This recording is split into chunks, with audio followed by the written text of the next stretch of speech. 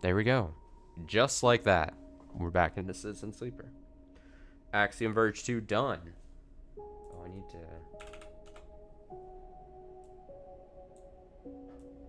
clean that up. Now, just in a perfect world, we finish everything with Citizen Sleeper sometime this week before Friday. So by that I mean by like today and Wednesday. Because Tuesday we're probably going to read Higurashi.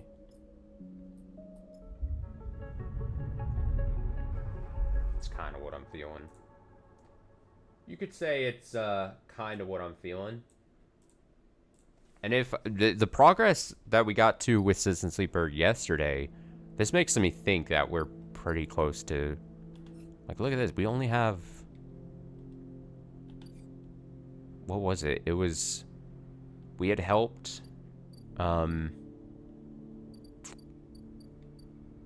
The two of... what's their face?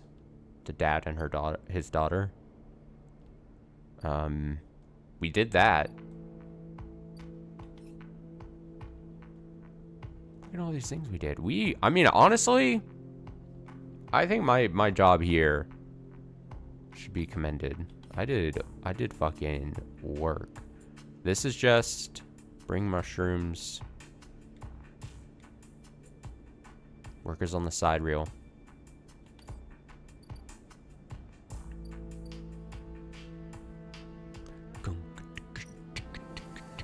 Oh yeah, there was the fuck. I had forgotten to. There's the we're waiting on the final. There's like it said the final something.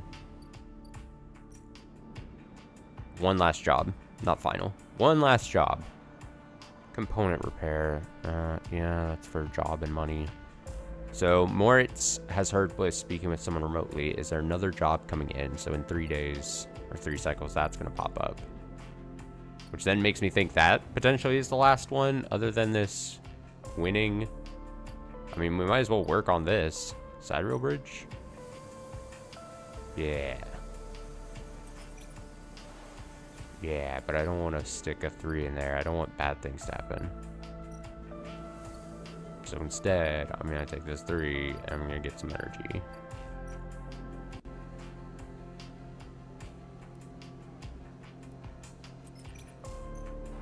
Huh. Negative outcome, just 1 energy. You mess up the batch. You fucked it all up. Way to go, a clown. You loser.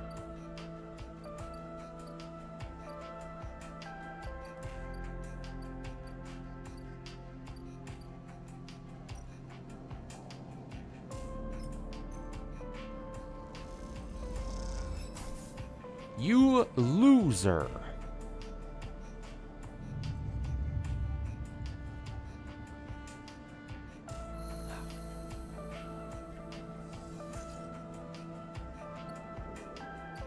Three, 3, 3, 2, 3. Wow, I'm gonna reroll all those. All right, well, it's something.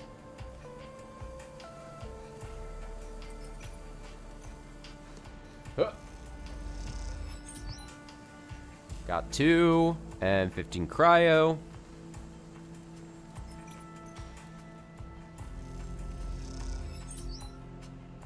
Got more cryo, got 2 more. Oh, we're doing it. I'm working. Spend your shift in a flow state, linking systems to systems like thread on loom. Your mind is a diagram of cause and effect. I'm amazing.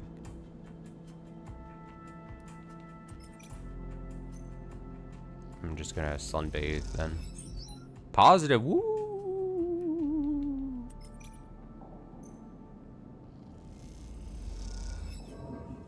Negative.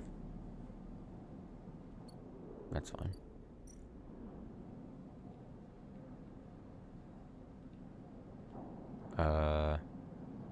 End cycle then. Am I gonna finish this side reel thing before the job from Bliss pops up? 13665. 13665.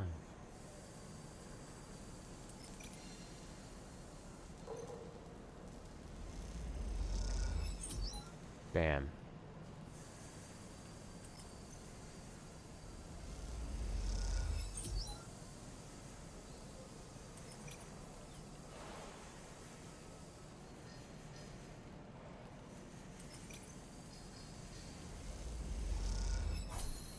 Neutral.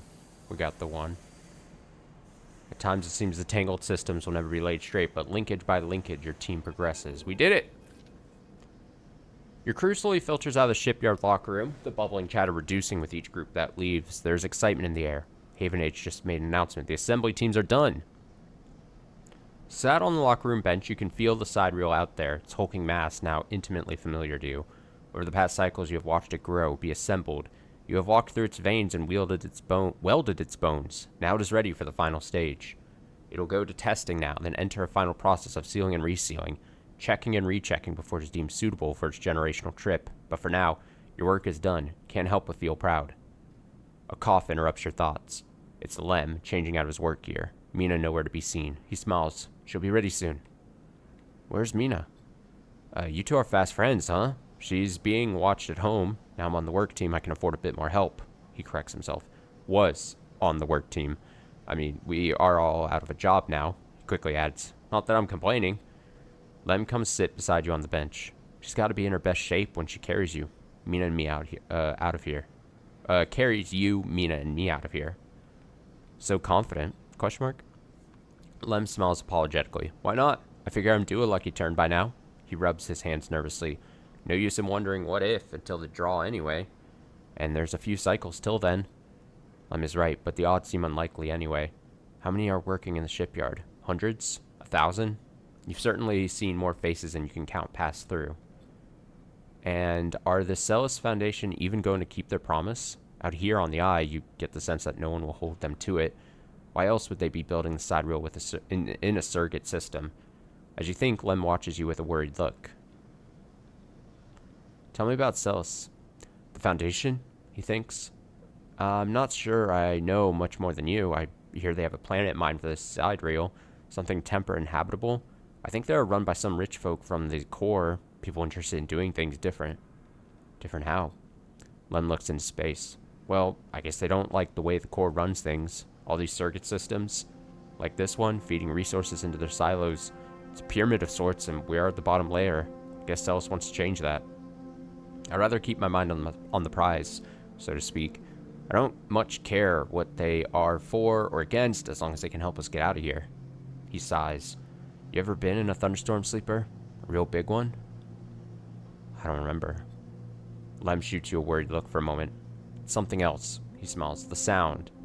The smell, the rain hammering down. The whole sky stretched out and bruised, roaring and huge. The place I was born, New Pembroke, a dry old rock in a Conway system, had 2 seasons. One of them was as dry as bone, dusty, ugly. The other was this long storm, side effect of the terraforming efforts, they said. Rain used to rattle off the roofs like bullets, wash the dust away, turn the streets to rivers. It'd sing us to sleep and wake us in the morning. We'd wait half a year just to see it again. Best day was the one where the first drops fell. He sniffs. Some days I wake up swearing I can hear it again. I was thinking, Mina's never seen a storm, never even felt rain. She's grown up here, the ring her only horizon. Always in the dark. I want to change that for her. You will. Of course. Almost there. Let him stand, stretching. Best to get back to the little one anyway. With the shift's done, I reckon she'll be happy to have me home for a few cycles. He shoulders his gear. See you in a few for the draw? I'll be there. Right on, he grins. Lem leaves, making you the last person in the cavernous locker room. As you sit, you think about rain, and a little hope creeps in. Is it possible? Could the side reel really take you to a planet, a place with weather, with skies, with life? You get up quickly, before you can think about it anymore. It's too soon to hope, too dangerous. There's work to be done. Oh, it's gonna be on a timer? 6. Alright. So are apparently going to start moving the sidereal horizon to the hub soon. Alright, so we have to wait on that. So then what do? We're waiting on the bliss thing. We're waiting on this thing. I'd assume we have lots of money. We got spores. We got mushrooms of certain types. I'd probably assume that since our best way of getting vials, potentially as we go into like towards the DLC portion, of this game would be we need to make sure we just have as much spores and shit we can get. Spores. Oh, we got one. Yeah. And then we gotta put more. Germinate. Fungal beds. Put the spores in. Do the thing. Now that's on the timer. We're doing it. We're doing the thing. Then we gotta get more. Whoop. I got one. And I'm gonna make a thing. There we go. Rico chats to you about the recent events while she prepares a stabilizer. You always enjoy these visits. I've got money. I've got vials now. I think we're in a good... That's not what I meant to click. I'm gonna sleep up here because it'll be next to... There we go.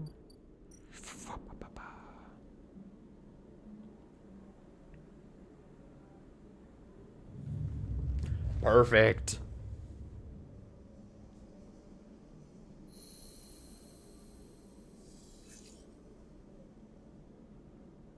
Well, it looks different. Sleeper, long time. Moritz is smiling at you when you leave, clearly happy to see you again. Moritz, good to see you. Same. Reps his hands on his jacket. How you been? Working hard? I bet. He grins. Well, you're always welcome to hang out at the bay if you want. He glanced around. Actually, that's what I'm here about. I know Bliss said she didn't want to take any more big jobs, but she changed her mind or something. He grins. Because now we have someone looking for a refit of the ship to our bay. Yeah, you would not believe it. They want their entire ship disarmed. Cutting out defense arrays, weapon lockers, ship-to-ship countermeasures, whole lot. He leans in. We'll be able to start an arms dealership with all the hardware we'll have up here when we're done. He laughs. Anyway, it's a massive job and we need some hands. Bliss said to go get you. So come on it up. Bliss is waiting on you to accept the job. He pauses. It'll be good to have you up here again. He grins, like old times. Like old times. When you enter the bay, it is weirdly quiet. Moritz must be on some errand, and maybe Bliss is prepping the kit. Sleeper. Ankhita is drifting at one side of the bay. You missed her completely when you came in. Oh. Then? The idea of not seeing Ankhita when you entered a room would have seemed unlikely to you several cycles ago, but seeing her without her armor, she seems smaller, less imposing. What are you doing here? I was about to ask you the same thing. She kicks off from the wall and comes a little closer. This is interesting. I wasn't expecting them to come back. So what is it? What is this? She asks. Like, I didn't expect, like, I say one of them, like, characters. Like, we've got, well, I was thinking about this, I think, yesterday, where it was like, I think I made mention of it, but I didn't think I linked it all, but, like, there might have been if I did the worked on the ship thing, that might be my ticket out of here, without helping Lem and his daughter, it might change how that whole thing goes. Because if they don't have time to also work on it, and also get, like, a ticket for the raffle, or drawing for getting out, like, I could see us all getting out of there, potentially.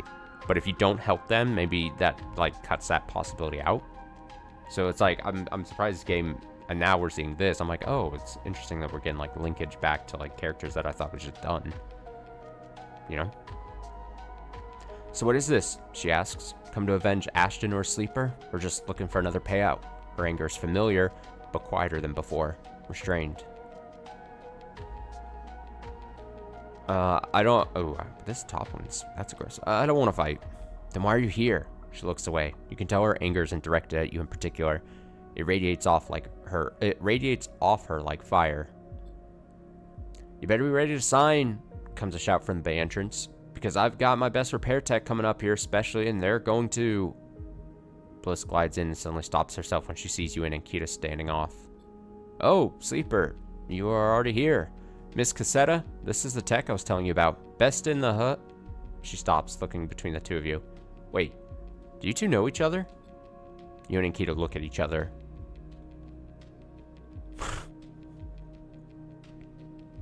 Saying she's a killer is a bit much. I mean, I could see why you would be able to and feel justified in saying stuff like that. But I'm defusing the situation type of person whenever I can. We work together. Bliss squints at you both before continuing. Bliss produces a slate. Now, Miss Cassetta, if you'd like to sign our damage waiver here, we can start on the decommissioning. She looks at you. My tech here is eager to get started, as am I. Kita scrawls her signature across the slate. Thank you. Bliss pauses. And everything is okay with the special payment terms we discussed? She gives Ankhita a strange smile. All fine, says Ankhita, giving you another hard look. Then she kicks off and drifts to the entrance. I'll be in the gimbal, she says, and leaves. Special payment terms. She looks over her glasses at you. Look, Sleeper, there's something I have to tell you. She glances around again. What is she so nervous about? This isn't exactly a typical job. Miss Cassetta, Ankhita, she gives you a knowing look, doesn't have the chits to pay us, so we've made a special agreement, she says. I'm leaving. Leaving? Keep it down. I haven't told Moritz yet. She looks down, just waiting to break it to him. Don't you tell him either. She stares hard at you. I'll tell him when I'm ready, and I don't want him getting worried about Ankhita's history. He can be very protective. You should tell him. Look, all I care is that she's heading for the Starward Belt. She looks out the bay. That's where I'm headed. Turns back to face you. Also, I wanted to ask. She stops, unsure. If you'd like to come with us.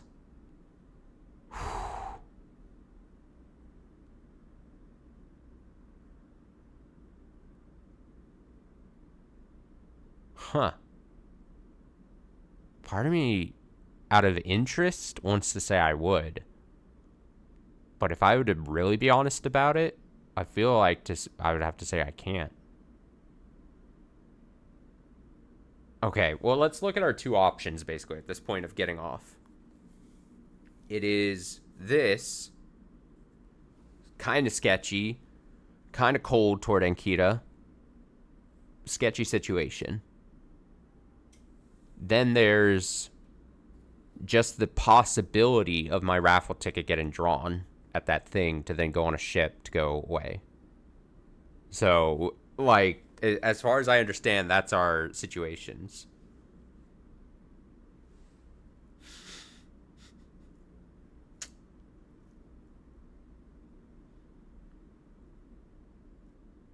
I really want to say I can't, but if I'm being honest, and if we're like role playing a bit here, how would you deny a chance to get off if surely you want to get off?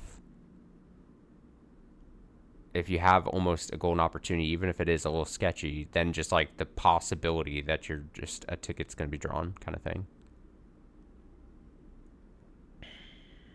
Oh, it's a really tough decision.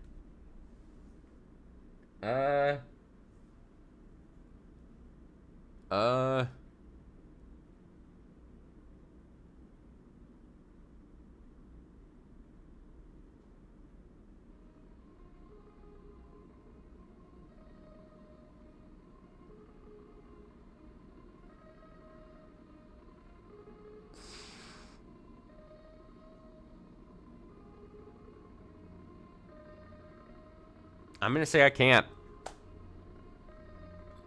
She interrupts before you answer. I know things have been hard for you on the... damn it. Hard for you on the eye. And you helped me so much. I asked Ankhita if she'd carry two of us, and she said yes. That was before she knew who I was. Moritz will take over the bay anyway. Oh, we're leaving Moritz behind. Although if you stay, you are welcome to help him run it. I just thought... She sighs. You might be in need of a fresh start as much as I am. She turns away nervously. Think about it anyway. The berth is there. We've got to finish the job first anyway. And with that, she kicks away and heads to the racks before you can offer an answer. Moments later, Moritz enters with a new cutting torch for the disarming of the ambergris. The Starward Belt. You push your thoughts to the back of your mind. Time to get to work. Damn. Bah.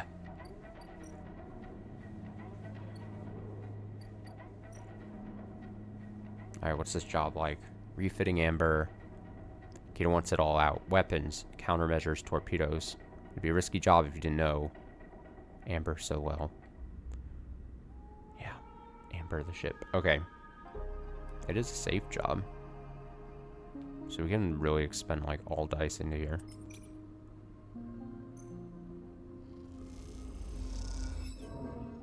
Negative. Working with weapons unsettles you. Had you just ignored all this when you fixed a ship? Question bothers you.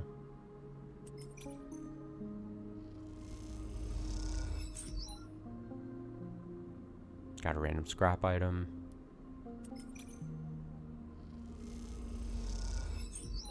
Bam. Working on Ember again is a joy. You know every inch of its whole, after all. You fitted half of it. Tough.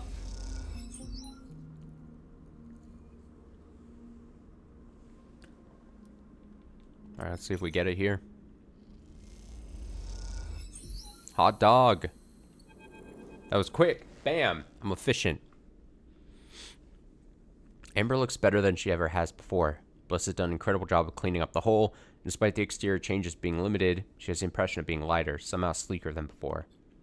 Morris drifts by. He has been loading up the final equipment onto Amber. Turns out Ankhita will be taking her weapons, but packed and ready to sell at the first starward belt port she hits. But now that Moritz is done, he seems in a kind of daze, floating back and forth aimlessly. Uh-oh. You okay, Moritz? What's that? He turns. Oh, right, yeah. Packed and stacked. He smiles a weak smile. Was hoping Miss Cassetta would help let me keep a warhead. For what? He shrugs. I don't know. Just might be a cool thing to have around. Hey, Sleeper. He looks down. Did you know Bliss was leaving? You understand now. She told him. That's why he's like this. Now that she told him. Now that she told him, I think I could say that, yeah, she told me. You know, it could have been she told me a long time ago. It could have been she told me just right before she told you. Or this could be that conversational trap thing where she hasn't told him. That would be my only pause here. What if she didn't tell him and he just guessed or assumes that? And then by me saying I did, that'd be fucked, wouldn't it? That would be pretty fucked. Is he smart enough to do that trap to me? If I called it, if that is what happens here, and I say I did, and I then break his heart, potentially, and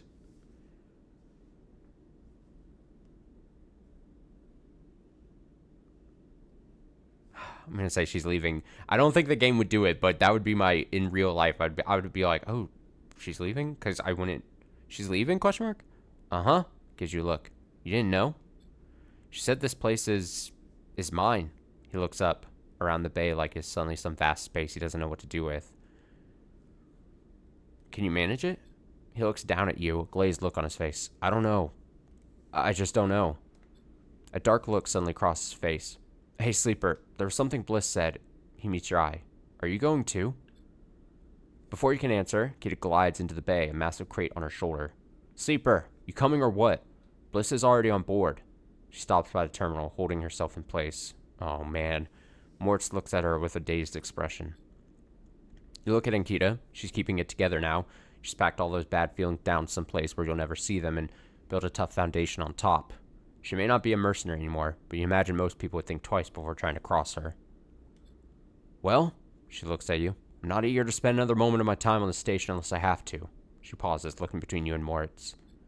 She sighs. I'll give you a minute. Oh, man, now it's awkward because he knows I lied to him. And she kicks off with the crate, taking it to the end of the bay where the Amber sits docked. You look back at Moritz.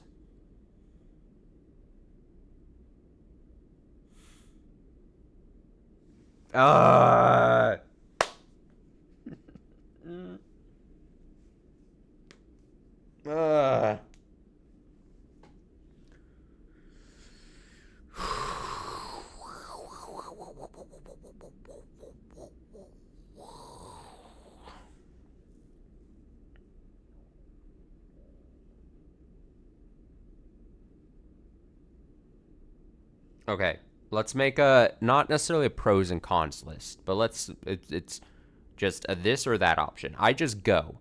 I leave with Bliss. We get off this place, assuming, that's clearly a goal is to get off here and then live our life.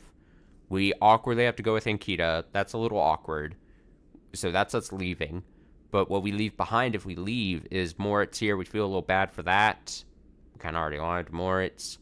I don't know if the game explained this well, but is there a chance if I don't go that Moritz can go in my place if he wants to leave? We also leave Lem and Mina behind. Our last conversation was that we were both gonna, hold on to our tickets and try to get off together. I would feel bad about that. And then the opposite is true for all those if I say I'm staying. And assuming you want to get off, your only hope then is...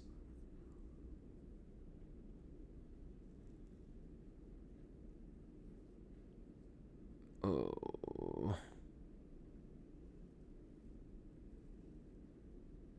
This is tough.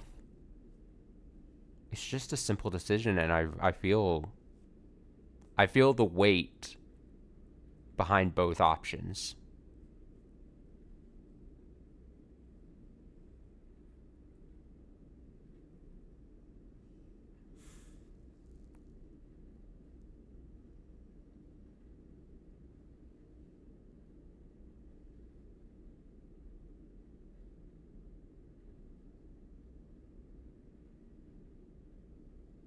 Damn.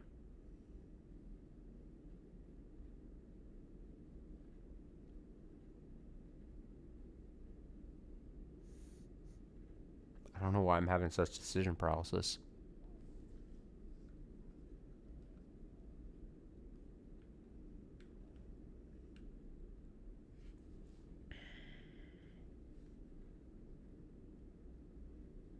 How bad do I feel for Moritz just leaving him behind? And leaving Lem and Mina behind.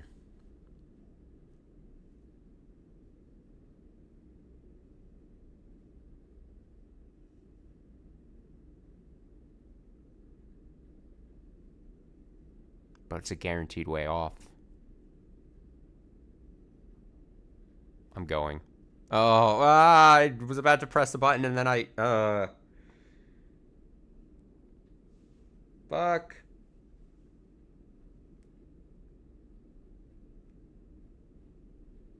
Oh, it's tough. Dread.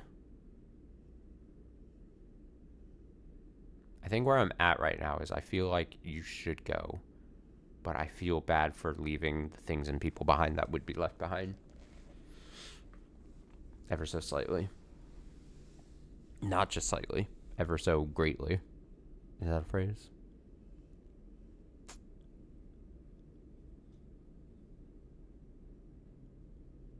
I'm going. Morris looks like he might pass out. I get it. He steels himself. It's the right decision. Thank you. Hey, thank you for working with me these past cycles. He smiles a shaky smile. I learned a lot. Oh, this is heartbreaking. Hey, look. He moves a little closer. You've got to find what you need. I did. Bliss, this place, you. This was everything I needed. He sniffs. I was in a bad place, and this pulled me out. He looks away. You'll go find it. You go find it. Ankhita comes back across the bay, final crate stowed. You coming then, sleeper? That's right. She nods. Well, okay then. Come on over with your things and I'll get you settled. She pauses. Sure, Amber will be happy to have you. You both glide away from Moritz, his eyes wet, but a smile on his face. He waves as you go, dwarfed by the vast bay, and you hope he'll make it, even though you know somehow that he will. I do really feel bad for leaving Moritz behind. Moritz was a great character. For the little amount of time that you actually interact with him, the little bits you get about him and stuff, I think ultimately, as much as I feel bad for the Moritz situation and leaving him behind, it's right. Like, as much as it's painful, you have to kind of look out for yourself in a situation like this. As painful as it is, you have to kind of look out for yourself and make sure that your life is in a good situation as well. Ankhita helps you through the lock, onto the amber, and the sense of familiarity is overwhelming. Think about all the time you spent working in these corridors. Now, ultimately, I feel really bad that I'm just leaving Lem and Mina behind without a word. Like, they don't know. They're not gonna see me again. I wish I had a chance to, like, go and say bye or something. You think about all the time you spent working in these corridors, listening to these sounds, diagnosing those hisses. Ankhita gives you a minute before she speaks. Look, Sleeper, I'm not going to go back over everything that happened. She sighs. I'm trying to put that behind me. She stops, unsure of how to proceed. It's okay. Past is done. She nods. She stops. Thank you. I don't know if we can begin again, but we can move on. She sounds pained, tired. As you move off down the corridor towards the burst, she tries again. I don't think it was that I thought the wrong things about who or what you are. I think I just didn't think of you. I mean, I didn't think about how things might affect you. And I realized I've been like that for a long time. Focused, stubborn, willing to get the job done at any cost. She pauses. This is hard for her, but you don't want to interrupt. Well, I'm sick of paying the cost. I'm sick of being used as an extension of something bigger, something crueler than me, and having that cruelty, that violence flow through me. I just want to be me for a while. She looks down, or at least figure out who that is. She takes a deep breath. So what I'm saying is you can get off that first port we hit in the belt. I wouldn't blame you. It's a smart move. She pauses. Or you can stick around and we'll see if we can find a way to make space for all of us. She looks away, her energy exhausted. Thank you. She nods. Nothing else. This is you. She turns you to a small room with a bunk and a porthole to the flickering lights outside. The outside wall is sloped like a roof, and tucked beneath it is a small desk and terminal. Melissa's next door, though I think she's in the hold right now. She said she wants to make sure the warheads are locked down tight. Ankhita observes her nervous response. I mean, they are, obviously. She gives you a look. Ankhita slips away. You look around the room. You go over the porthole and place a hand on the wall and feel amber purr. You think you're going to like it here. You stay like that for a while, looking out the porthole, one hand on the wall, feeling the ship. It is through that porthole that you will watch the eye getting smaller and smaller, drowning in the black. At some point it will become so small that you could hold it in between your thumb and index finger, and then it will wink out, and you won't be able to see it anymore. And it is at that moment that you will finally exhale and collapse onto your bunk. In moments you will be asleep, and when you wake up, it will be among friends, on your way to somewhere new.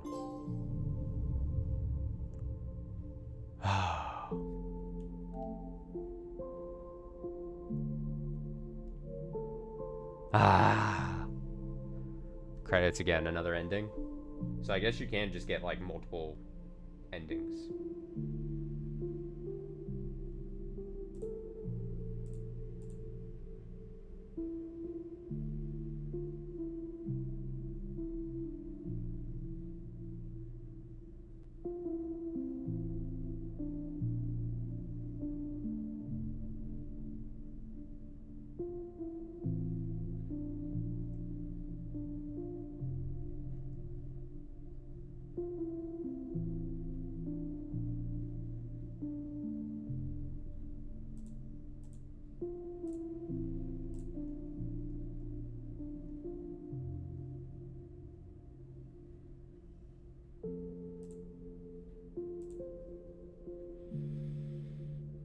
What a game still. Man, what a game.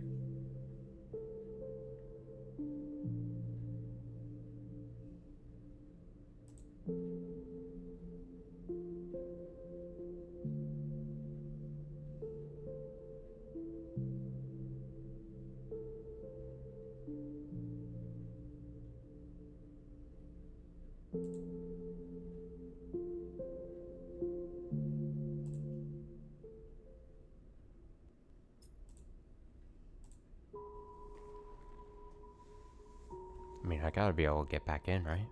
Let's see what happens again. I'd imagine it's just like the other credits, right? What happens? What happens? What happens? What happens? What happens? Let me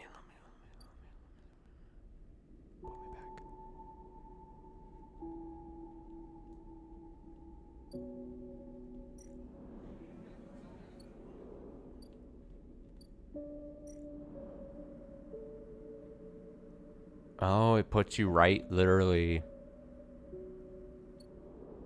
Oh, man. Could you see then? Oh, devilish. What happens if I mean, my curiosity is way too high right now.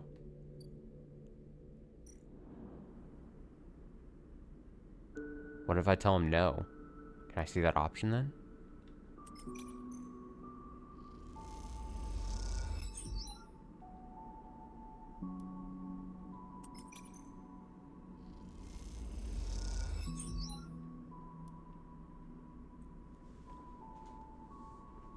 I want to see.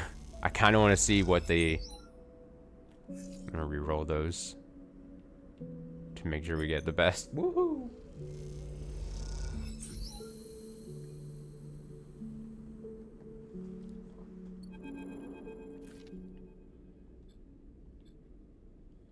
You okay, Moritz? For what is what I picked? Oh, I'm gonna say I did. He nods distractedly. She said this place is mine. Looks up around the bay. Can you manage it?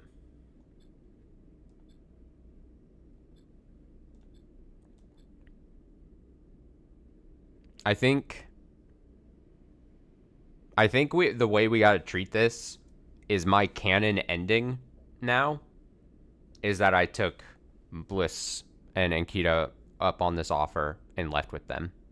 Because the other time we rolled credits was that we didn't... I went back. You know what I mean? That doesn't make sense how I explain that. When we had the opportunity to just, like, live in the cloud kind of, like, option, like, deal thing. Remember that last time? Or the time before that? I forget if it was last time. Probably last time. I had the option to just leave, right? Just, like, completely cut ties. Sever ties, basically, to the living world. And I didn't. And I went back and then rolled credits. So that, I didn't end up leaving. I guess that could have been, like, my canon ending if I chose that, but I didn't. Here, I chose to leave. And credits rolled. So my canon ending is this. But what I'm going to do here now, basically, is just to see what happens if you turn it down. And then also, I guess, do the potential to see what happens with the Lemon Mina situation and that side reel thing. But those aren't going to be canon technically. We're going to see it. But my canon ending.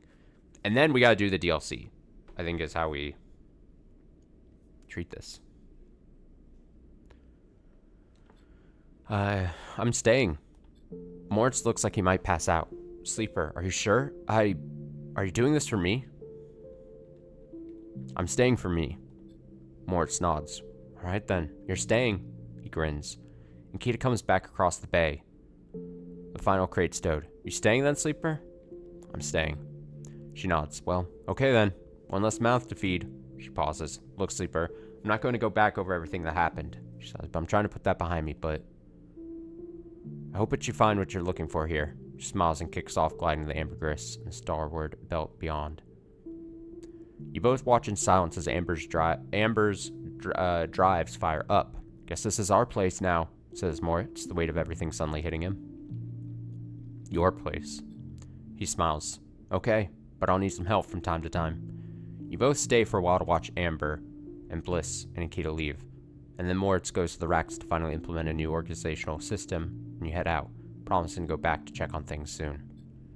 As you glide around the soft curve of the hub, you catch glimpses of the distant stars flickering through the windows.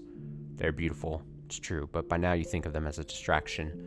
In your time in the eye, you've realized there's nothing out there waiting for you. No fresh starts, and no bright futures. Just a whole load of problems you haven't found out yet. No, your place is here, among the people you know and the problems you know. You wish Ankhita and Bliss the best of luck out in the belt, but as you do, you focus on the eye, the vast spinning rim that rotates around its hub, on its buildings and flashing lights, on its people and places. This is your home, and for now, contains all the futures you need. Oh, it rolls credits again.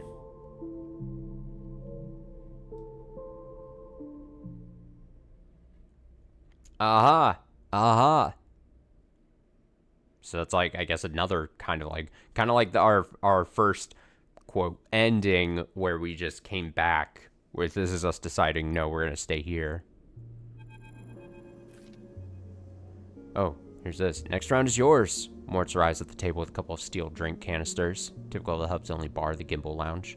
He settles into a webbing beside the table and clunks them down into the magnetic table. This place, you've decided, is ridiculous. A rapidly spinning cavernous sphere, the gimbal's weak gravity, just like the gravity at the eye's rim, is created by its gut-wrenching rotation. The interior surface of the sphere is the gimbal's floor, which descends towards the equator when one long bar loops around the entire circumference.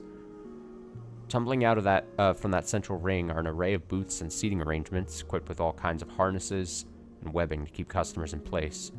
Those harnesses are there because the gimbal doesn't quite spin up fast enough, and you watch as the clientele bounce towards the bar in lazy arcs or shift from table to table with graceful leaps. "What are you thinking?" asks Mortz, noticing you staring out into the gimbal. "How weird this place is." Mortz glances around as if for the first time. "Yeah, but never used to like coming here."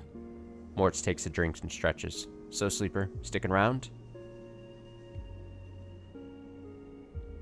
"Not sure." Mortz nods. "No pressure." Mortz rubs the back of his head. "One cycle at a time, that's how we'll take it. Nice and easy." You aren't sure if he's talking to himself or you. "We'll make it." He lifts his drink for a toast. "To the next cycle," he pronounces and knocks it back. Later, when you finally leave the gimbal, Mortz still laughing. You help him out of the spinning gimbal and back into the hub, sending him on his way home to the bay. Then you pause for a moment to watch the stars as they spin and spin around the eye. You smile to yourself and think of Bliss and Ankhita out there somewhere among those points of light. To the next cycle.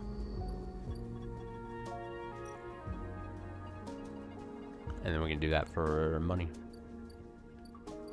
Interesting.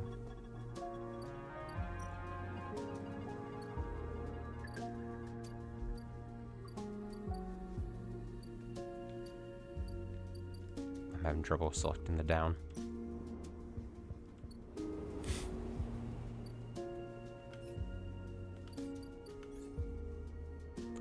Two upgrade points.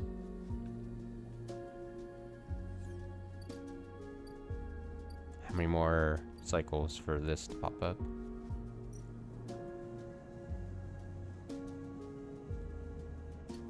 Two more.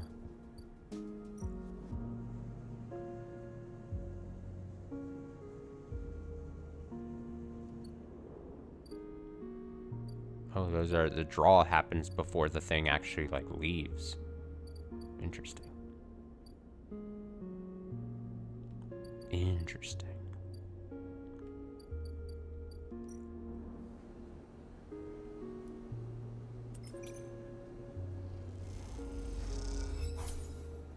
Nice.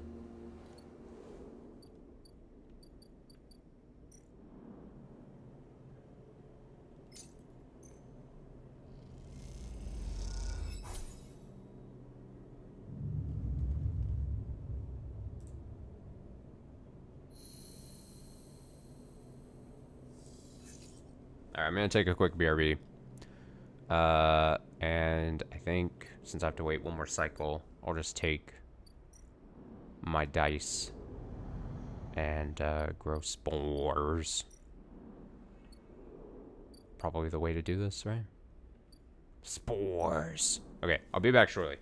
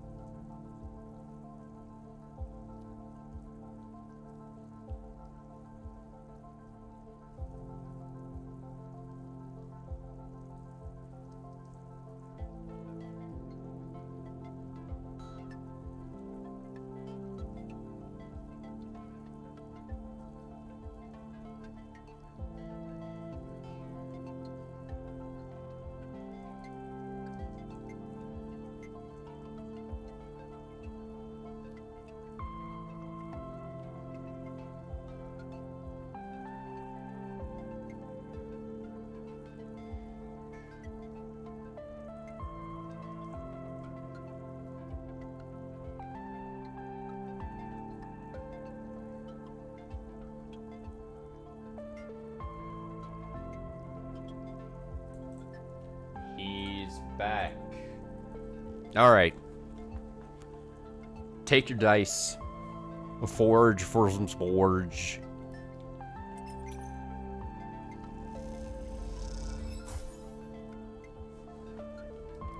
Just one. Damn.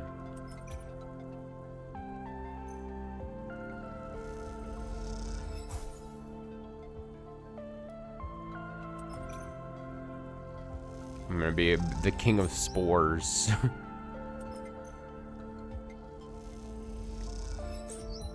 Bam. There we go.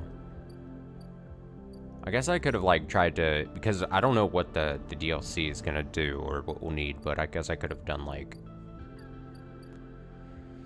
probably something better with my dice and time, honestly. Maybe get scrap components for whatever might pop up. It's trying to like plan for the potential future and all, you know?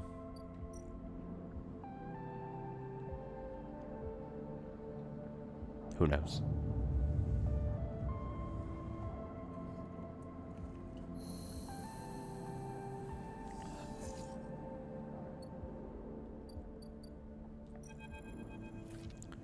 The crowds have already gathered by the time you get to the shipyard, and you recognize faces among them, people you have worked alongside on the side reel. Intervening cycles have turned their excitement into anxiety, and few of them smile at you. Instead, the nervous energy of the crowd fills the space, creating a feedback loop of growing tension. You pick out Lem and Mina and work your way over to them, pushing through the crowd. He silently raises his eyebrows at you, his anxiety obvious, but Mina flashes you a huge smile, unaware of the tension. "Robot!" she shouts, reaching out to you. Hug her. She gratefully accepts your hug, leaning against your chest, and Lem smiles, seemingly glad to share the weight of Mina for a moment. "Quite the turnout, huh?" Lem glances around, pulling Mina close. "I don't think patience is one of this crowd's strengths." The sound of an argument towards the back catches your and Lem's attention. He's putting it lightly. This place seems set to explode. This isn't good. Lem doesn't dare answer, but the look in his eyes suggests he agrees. "This is Aster Inghart of the Sills Foundation." The announcement echoes from the speakers at the shipyard entrance, and shouts of quiet rapidly follow. "Quiet, quiet, shh, shh." "I'm sorry I can't be there to meet you all, and thank you on behalf of Senator Celis for the work you have done on the sidereal horizon." Most of the crowd strains to see Aster's face, but a small display shows only a ghostly white figure, smudged and unclear. "Sentry wanted me to pass on her personal thanks for your commitment to and belief in the Cells Foundation's mission. We chose the Eye for this project because we knew that we would find like-minded individuals here, especially among the ranks of the venerable Haven Age Association. Unlike most of the Corps, we neither believe Erlin's Eye to be a threat or a rogue state, but instead an embryo for the formation of a new, decentralized social structure, one where each citizen might be the master of their own destiny." A ripple of impatience runs through the crowd. They didn't come here for a sermon. "You are all pioneers, just like those core citizens who the sidereal horizon will carry, in cryosleep, to the planet that will become the Foundation's first frontier world, Celis 1. At the mention of the destination world, excited conversations break out among the workers. There, our citizens will be able to create their own innovative bottom-up economic order, aligned with the principles set down by Senator Celis herself: freedom, resilience, and self-sustenance. This is all thanks to your tireless efforts in the Haven Age yards. As a reward for those efforts, you may know that we are offering a select group the opportunity to join the caretakers of this vision, staff of the Sidereal Horizon, who will maintain the vessel during its multi-decade transit through interstellar space." Multi-decade transit. Holy decade. Did I say decade? Decade. That's crazy time. Can you imagine? Lem turns to you, his eyes bright. "This is it. This draw has been performed at random by the central AIs of the Foundation and is final and binding. Please note, only licensed contractors of the Foundation are eligible for this draw. I know you have all been eagerly awaiting this day, and without further delay, I will now read the Celis identification numbers of those chosen for this great honor." A murmur runs through the crowd. Celis identification numbers, licensed contractors.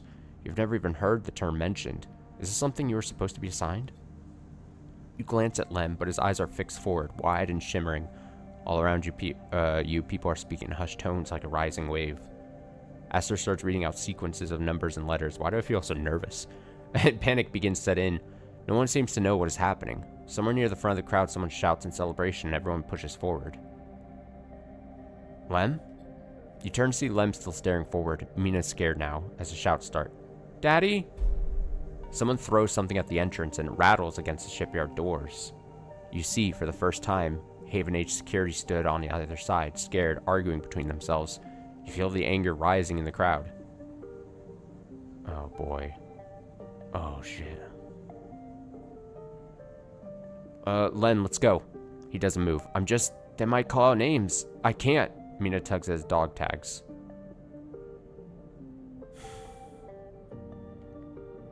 Leave alone? Oh god. It's not happening. Len blinks rapidly and then turns to you. Oh, this sucks so bad. Len blinks rapidly and then turns to you. He opens and closes his mouth and looks down at Mina. He sees the fear in her eyes and understands. It's time to go. You lead Lem and Mina out, shoving people aside. As you do, you hear the sound of scuffles emerging at the front of the crowd, of metal canisters bouncing off the shipyard walls. Keep your head down and walk away. Sound of Aster reading off the ciphers echoing above the chaos like some strange mantra. When you turn to Lem, there are tear tracks running down his cheeks, and Mina sniffling into his jacket. You feel the sadness rising in you too. They screwed you, screwed all of you. You were never even on the list. The feeling is as unpleasant as it is familiar. Damn. Hindsight and all, but good thing my canon ending, I got out of there when I did, and I didn't just rely on this thing. Holy shit, what a shit show. You stare ahead into the tunnel as security sirens sound out, a signal for the coming violence. Drive failed. Oh, what do you mean drive failed? Could I have done that differently?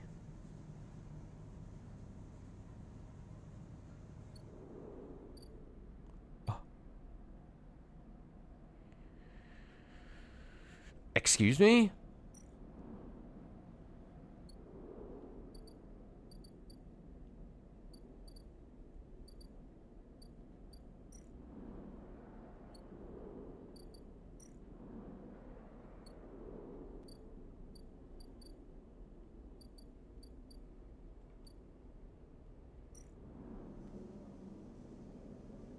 There's a note on the door of the unit. Sleeper, gone to find work.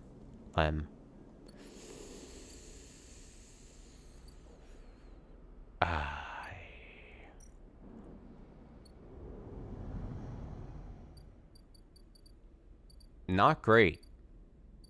Not great.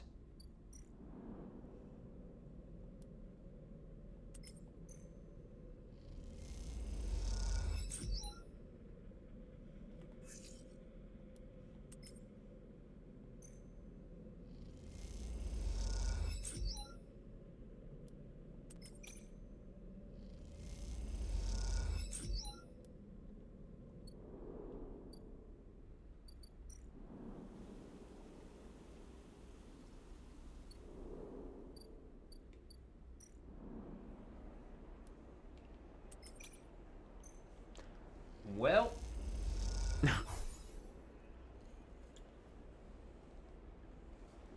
Oh, feels like shit.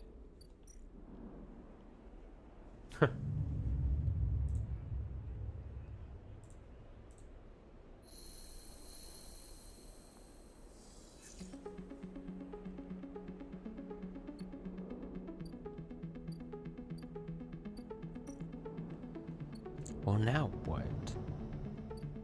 Oh, I probably needed to harvest the,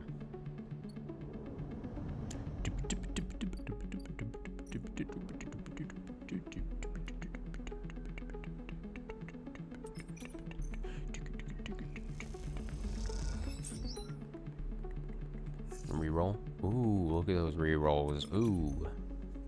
Oh, you love to see it. Oh, you love to see it.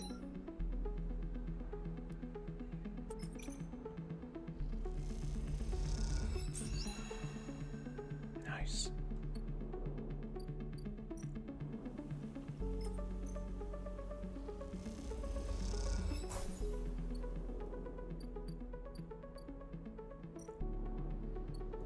So what are the timers down over here then?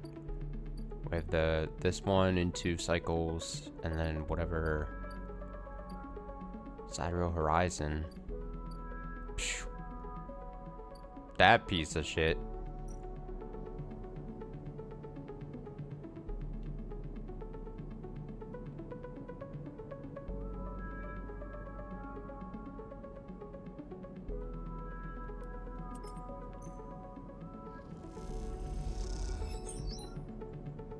Ah, cheaper.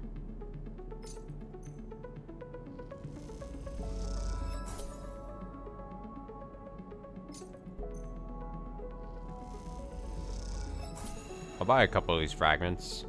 But who knows? They don't have any more shipmine fragments. I'll have to wait for their next visit. We've got a lot of money, and maybe I'll need those, you know?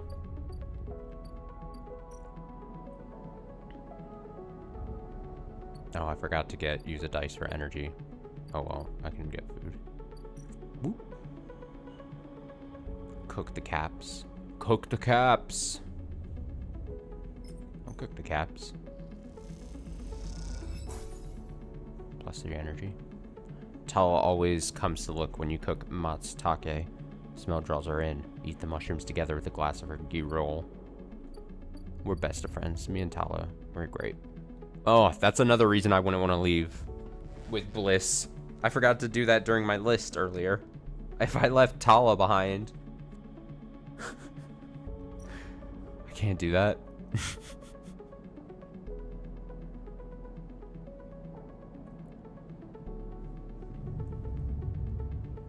Tala's my girl.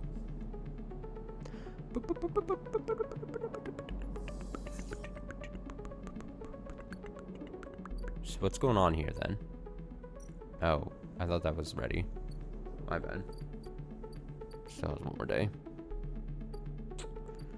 Awkward. So wait, it has one more day just like this has one more day? Uh-oh. Is something actually gonna happen? We might have an opportunity to do something. What if we do something? Also, I forgot to plant more of the spores. My bad.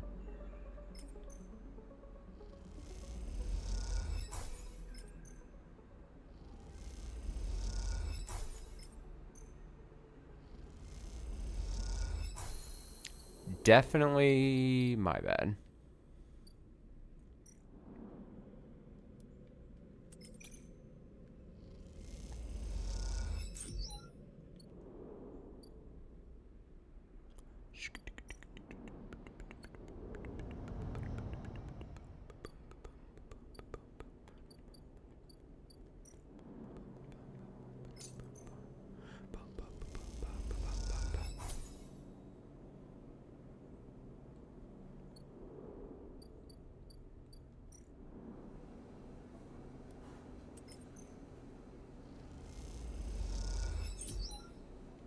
A little bit of money, all the energy back. Oh man, we could just live here forever. Nothing would matter.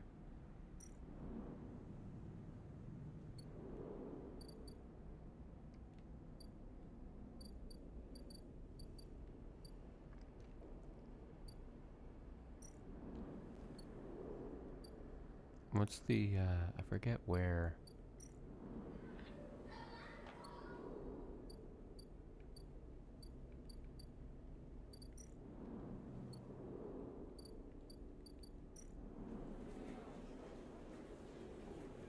Oh yeah, big money. Big money!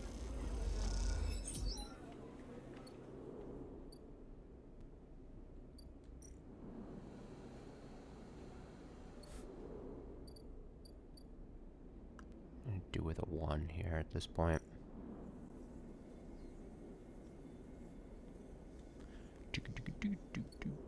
I don't want to do anything like risky. I think just for a little bit of cash I could do the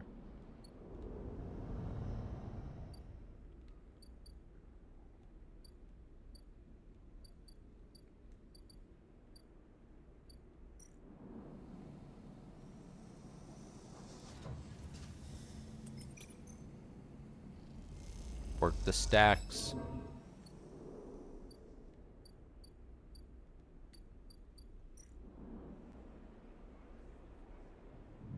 Oh, I'm gonna go back down to 3 dice. Oops, probably should have. It's fine. What do I need the dice for? We'll probably we're gonna see, like, potentially two things here. Actually...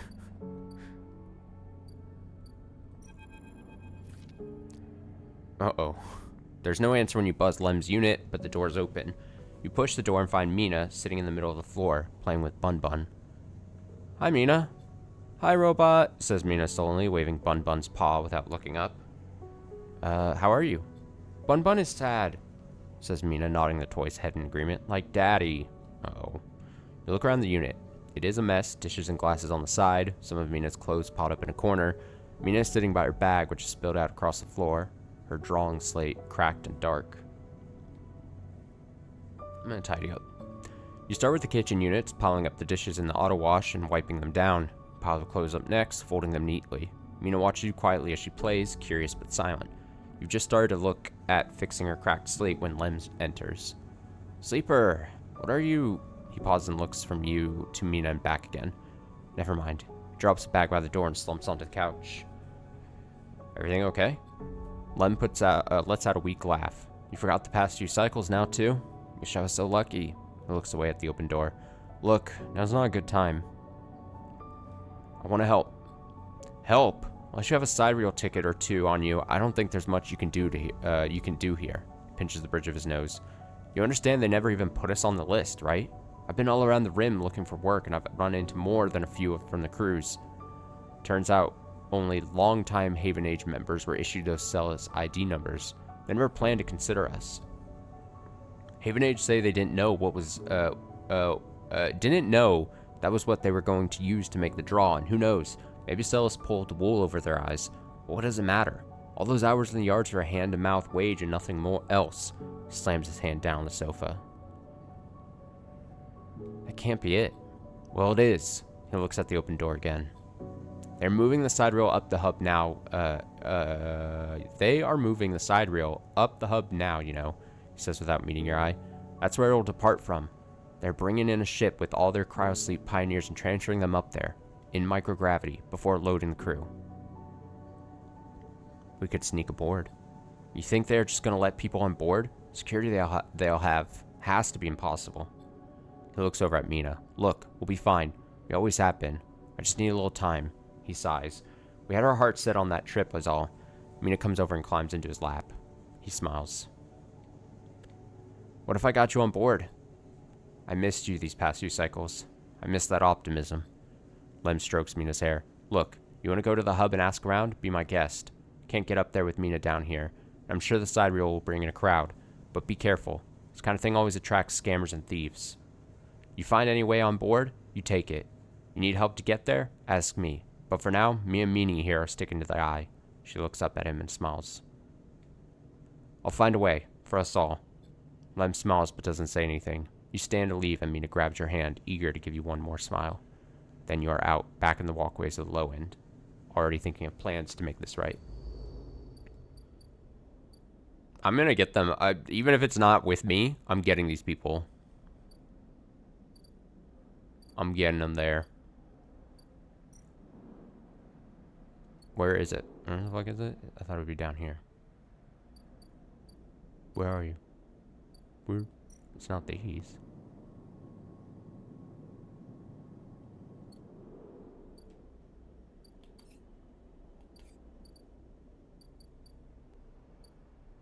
Where's it?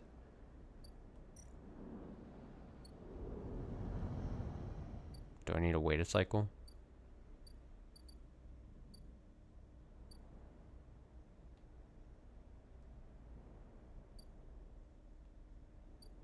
This is a DLC thing.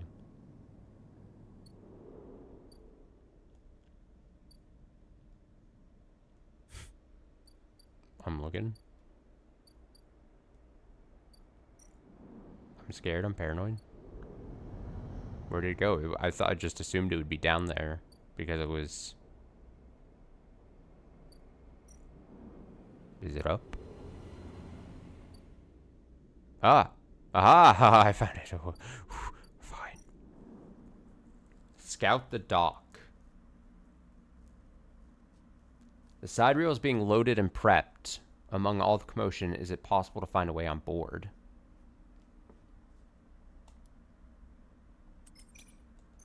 Now, do I feel bad that I only have 3 dice to work with because I'm an idiot? You watch the loading crews going back and forth, noting their paths and entryways. Could this work?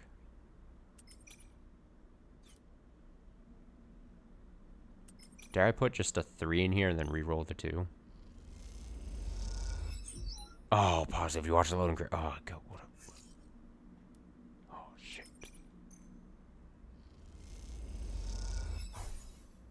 Oh. You ask a few of the off-duty workers about schedules and systems and get a few useful tips. Shit. I don't think there's a timer on it, though. I think we're going to be fine. Getting another turn. If I had to do that in 1 turn, I'm going to be so pissed. I'm gonna be cursing myself that I left myself just 3 dice. I will gnaw my hand off.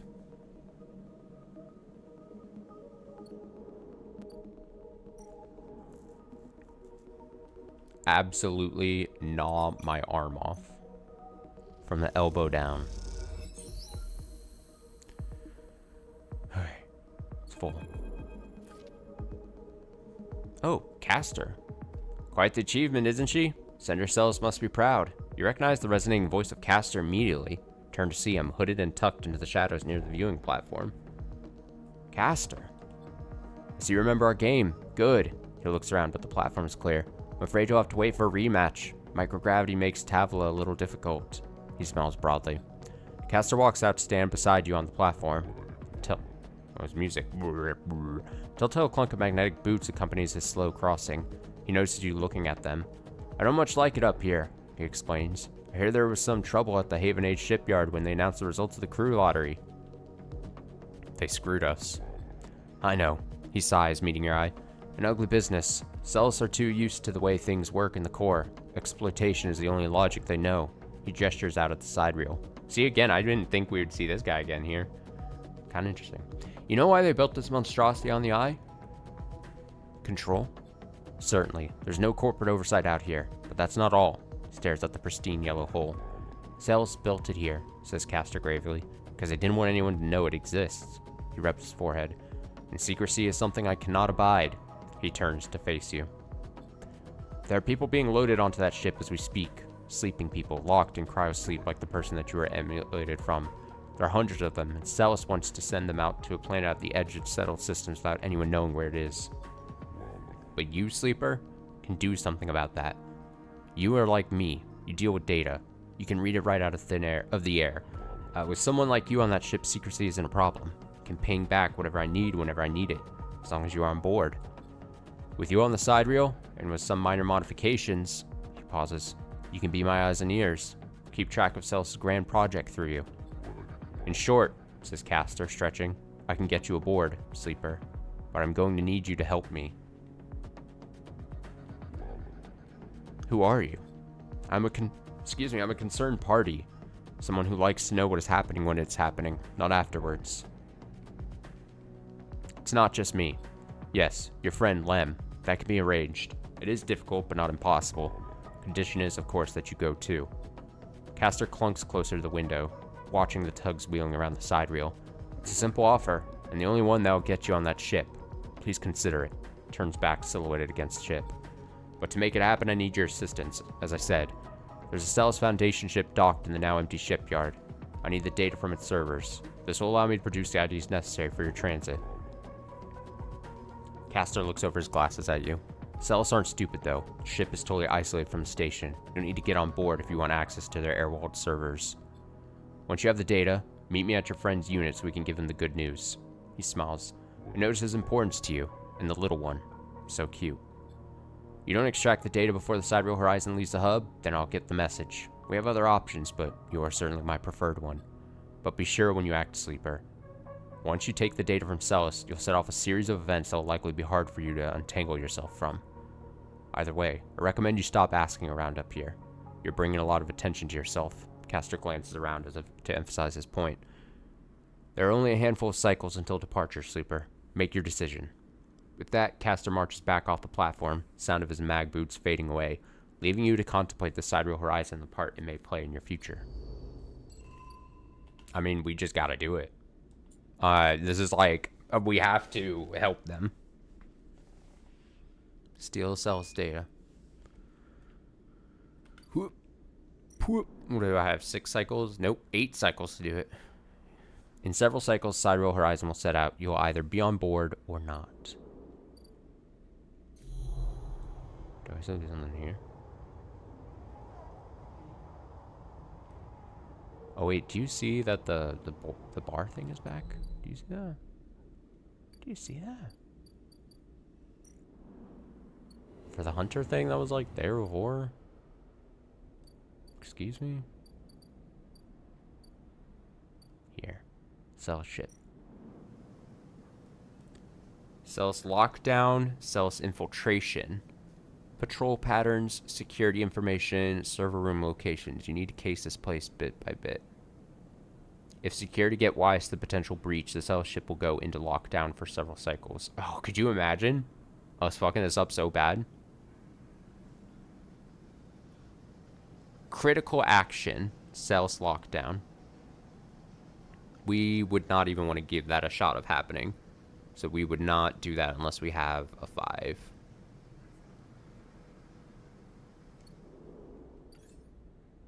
I still only have 2 points, right?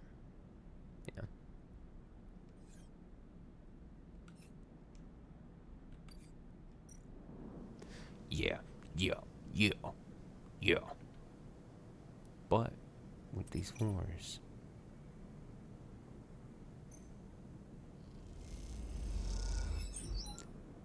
you note down shift changes, security keys, camera positions. Possible route starts to emerge in your mind. Mind freak.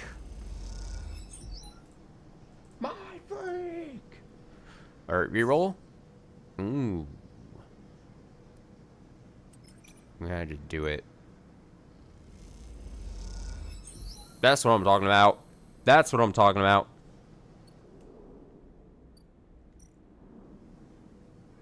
Extract cells data. Dangerous interface.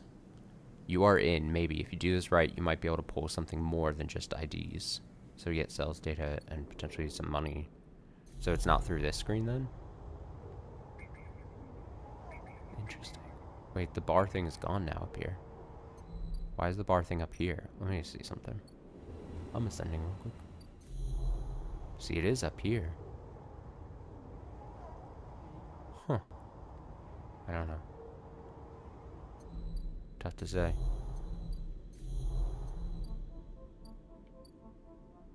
Well, I don't want to use a 2 on that thing. I want to pull it off as perfectly as we can, so I'm going to just wait a turn and be fine. Boop, boop, boop, boop, boop.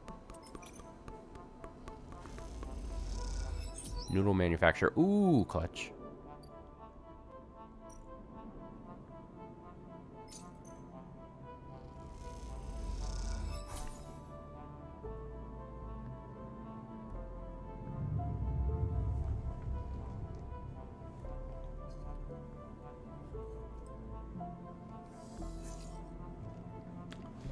That's some good dice.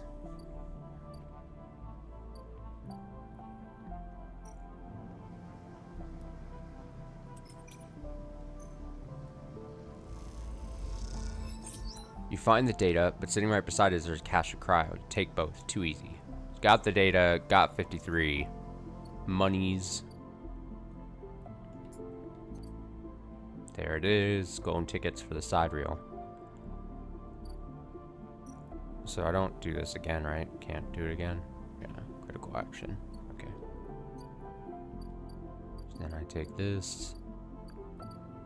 And we... Whoop. When you arrive at Lemon Mina's unit, Caster's already waiting outside, leaning beside the door. Forgive me, Sleeper, but Celis is already buzzing with news of the breach. I was expecting you. Will this work? Don't worry, the breach cannot be traced to specific IDs I'm about to create. Caster reaches into... I'm waiting for the shooter drop, like something bad's gonna happen. Or like, there's only 2 tickets. If there's only 2 tickets... And... I could see, okay, before we progress any further, I see two things happening. If I could see him be like, I can only make 2 tickets, and then it's like, he's like, you have to go on it. Like, the condition is you get on here. So he's like, so you can take yourself and Lem or Mina. And then you maybe like have an option where it's like, or you defy Caster and you just give the 2 tickets to the 2 of them, and then you just stay. I would send them away. I'd be like, you guys are free to go. Go. Good luck. Godspeed. Caster reaches into a pocket and produces a sleek green and white hand terminal. The data, please. What is that? Something I acquired from Celis while you were busy on that ship. Caster pushes up his glasses. I've been waiting for you the entire time. You hand over a drive with the data, and Caster fishes around for a converter cable to hook it up. Slots into the terminal, and after some whirring, a set of 2 transparent films marked with numeric sequences are produced. 2 tickets to an uncertain future. Caster smiles to himself. The child will go with Lem, of course. He pockets them. These are yours, but first, he holds out a white cube. Your side of the deal? What is it? Something to help us make use of you. He passes you a square, and you rest it in your palm, a small, white, perfect cube. Suddenly you feel sharp pain and flinch. The cube jumps from your hand and rattles along the walkway. You look at Caster apologetically. Caster smiles. Not to worry, it has done its job. Now it is for you to do yours. You look down and see a tiny pinprick in the center of your palm. Nothing sinister. Caster puts the terminal away. This way we can keep track of you in the sidereal horizon. I didn't agree to this. You did, Sleeper. Caster adjusts his glasses. You have to understand that I could have done this without you knowing. This way, everything is on the table, so to speak. Caster hands you the transparent films, and you see shimmering portraits of you and Lem flickering beneath the surface. Go. Give them the good news. And he reaches across and buzzes the unit. Lem slides open the door, half dressed in his gear. Sleeper, what brings you here? Come in. He beckons you inside. You look to the side expecting to see Caster, but the wall is empty. The unit is cleaner, better organized than last time. Lem sits at the thin bar and gestures for you to sit. Mina's with some of the local kids. Someone has started doing lessons down the way. She seems to like it. I'll sit. You sit at the bar. What's up, Sleeper? I have some news. Out with it then, Lem laughs. I have Celis IDs for us. You have? Lem freezes. How? He blinks rapidly as if to wipe you from his vision. Does that mean... We are leaving. Lem stands up and paces around the unit. We have to pack. He starts laughing. Holy shit, we have to pack. Turns back to you, smiling. How the hell did you swing this, Sleeper? A friend helped. Well, thank you, friend. You show him the ID films and he whistles at the portraits. Impressive stuff. Pats you on the shoulder. You should stay until Mina gets home. We can tell her together. Sure. The buzzer goes. That'll be her. Lem gets up and opens the door, and Mina, bundle of energy and life, rushes into the room. Robot! She shouts. Lem picks her up. Mina, you won't believe what they brought us. You flash her the passes, and she looks confused. We're going away after all, Meanie. He lifts her up above her head. Onto that big, beautiful ship. Mina screams, and Lem laughs. He puts Mina down, and she runs over to you and hugs your legs. I love you, robot, she says quietly, so only you can hear. I love you too. Cute. And a while later, when you leave, you don't ever think to check for Caster by the door until it's too late. You stop and turn halfway down the walkway, but there's nothing there. Even that little white cube is gone. So you keep walking back through the low end, deep in thought, excited and scared all at once. This better not be something.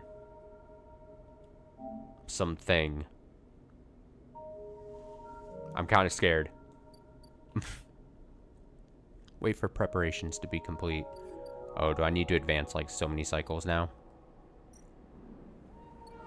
Probably.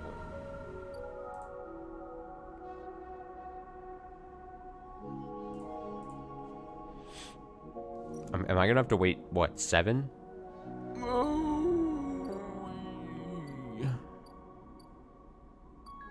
Alright, well.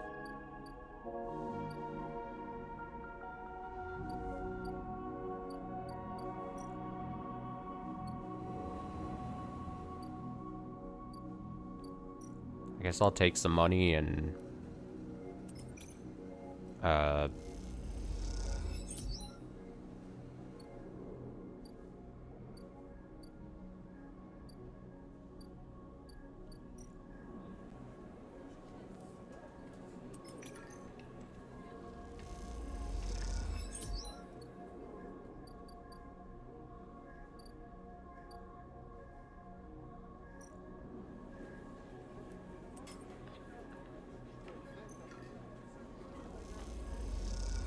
I'm gonna break 1,000.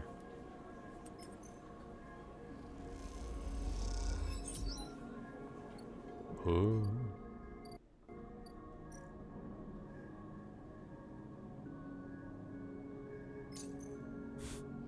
Continuing to feed the stray.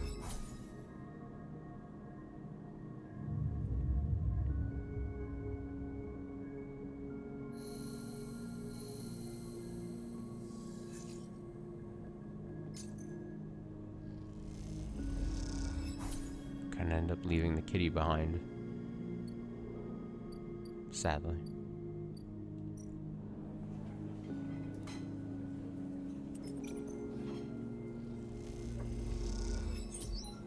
Oh, broke 1,000. I'm rich.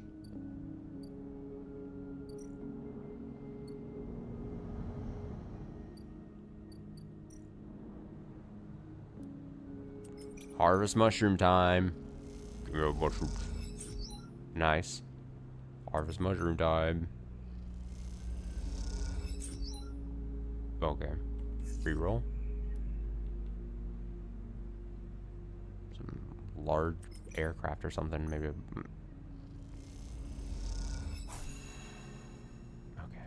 Those are done. And then immediately plant more.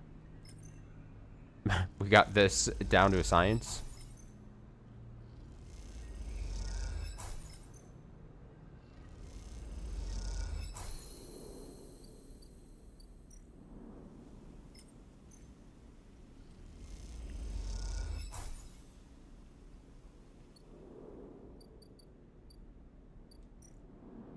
Let me check to make sure it truly is just we have to wait so much time. Yeah. That is exactly what's happening.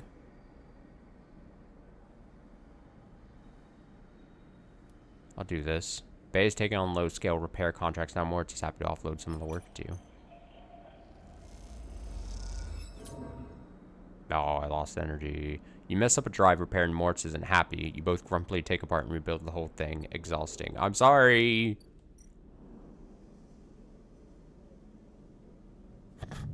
I didn't mean to.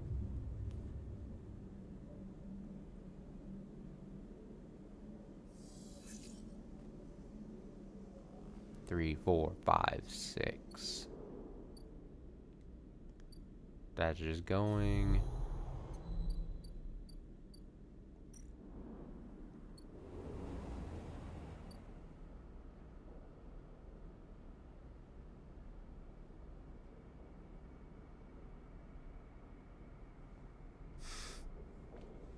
Sorry, I saw something online that was funny there. Okay, we gotta go collect, like, more spores. More spores, floorboards.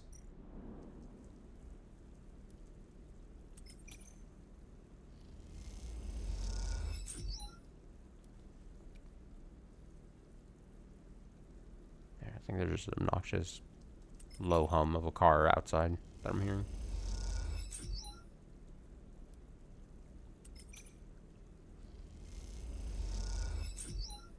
Nice.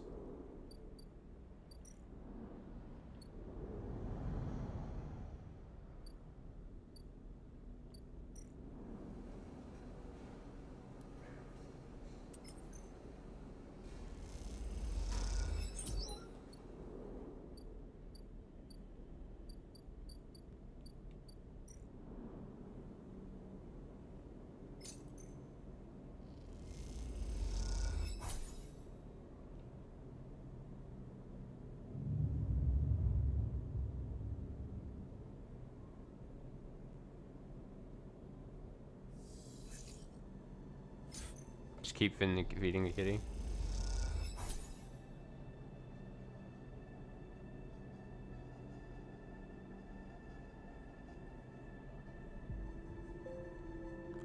Three, 1, 5, 4.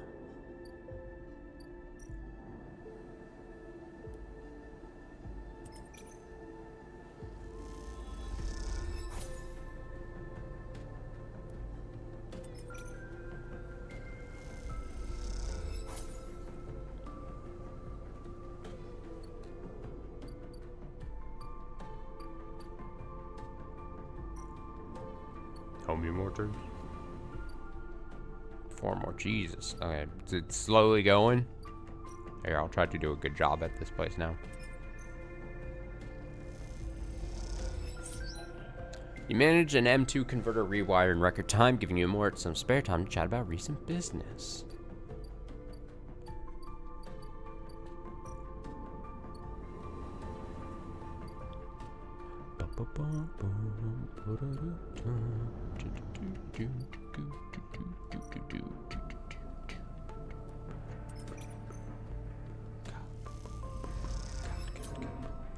Just 6. Fair enough.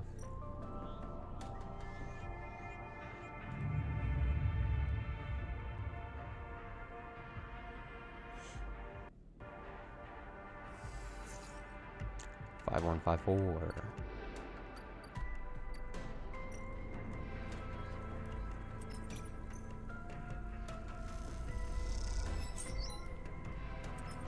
Who knows what I might need this stuff for, but I think it's just best that we kind of like, when we head into the DLC area, basically just prepped for it all. Anything that may rear its ugly head in any shape or fashion.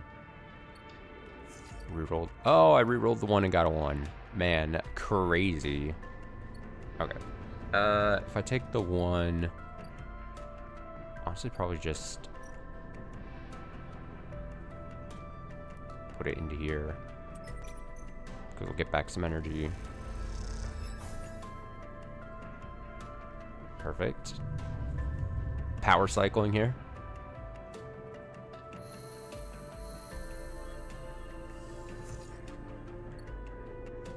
How many more turns until it goes on?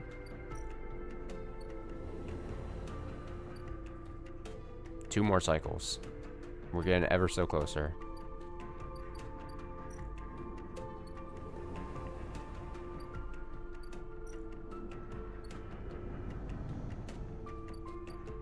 Let's get our mushrooms. I'm a mushroom person. All about those shrooms.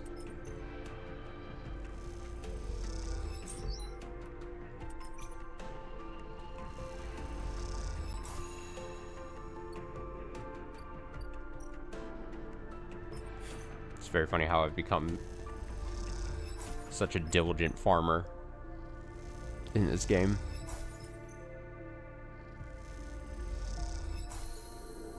It's got to be like clockwork to stay alive.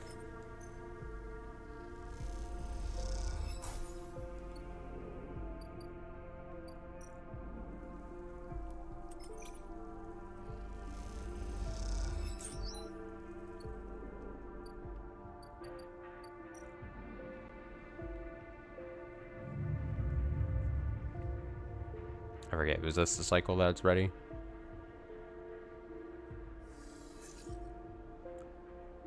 Let's check. I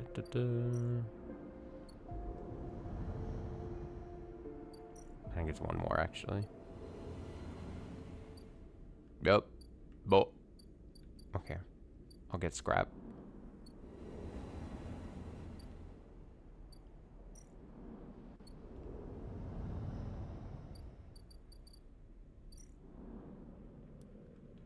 Scrap seems fine.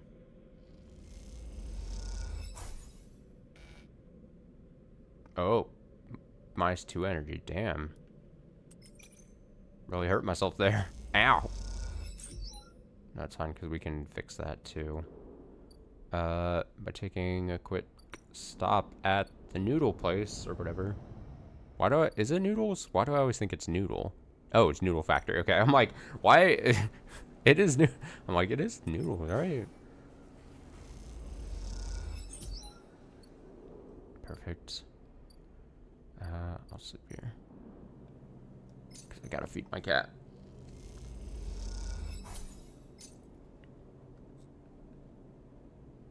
And then inject, please.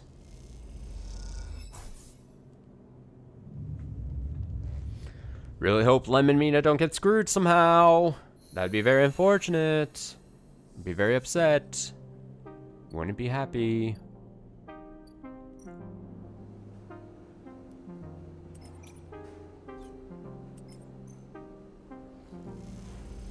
I'd be none too pleased.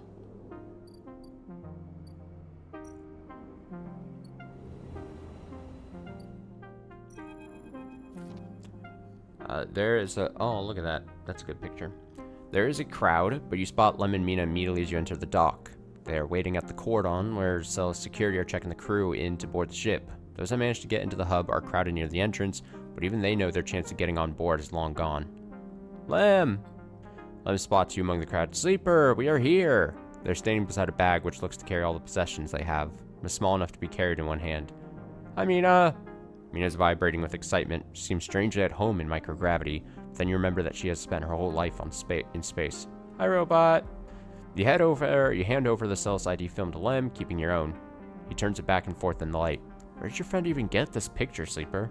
Looks like my old Conway ID. You look, and a shimmering younger Lem stares out at the film, harder and clean cut. I spoke to the guard here. He nods to the white and green clad security officer. They'll be doing orientation role assignment on board. Sounds like they're going to be working under the core crew. Kind of like an intern. He laughs. What do you think, Meanie? Am I too old to be an intern? Following Lem's lead, you inspect your ID. As you lift the film up to light, you see something strange. Something that makes you flinch. The face printed in the film is one you recognize immediately, but is not you. At least, it is not how you look now. You squint at this ghost, confused why you hadn't noticed earlier. It is a picture you remember being taken, a memory that you didn't know you had. You remember signing the forms, the walk to the sleeper tanks, the cold metal floor. You remember the SNRP employee who helped you in, her smile clean and surgical. You freeze in place, thinking of the you that still sleeps somewhere in an SNRP facility that won't wake until you are recovered and disposed of. And now you are leaving. Will they ever wake up? Sleeper, Lem interrupts your thoughts. These guys want us to board. You stare at him without thinking, then notice the guard gesturing to you both to come forward. You all kick off and float over to them, steadying yourself on the guardrail. You hang back, letting Lem present his ID film first. The guard slides across a white machine, much like the one Casta printed them from. You reflexively rub the puncture mark on your hand, even though there is no trace of it now.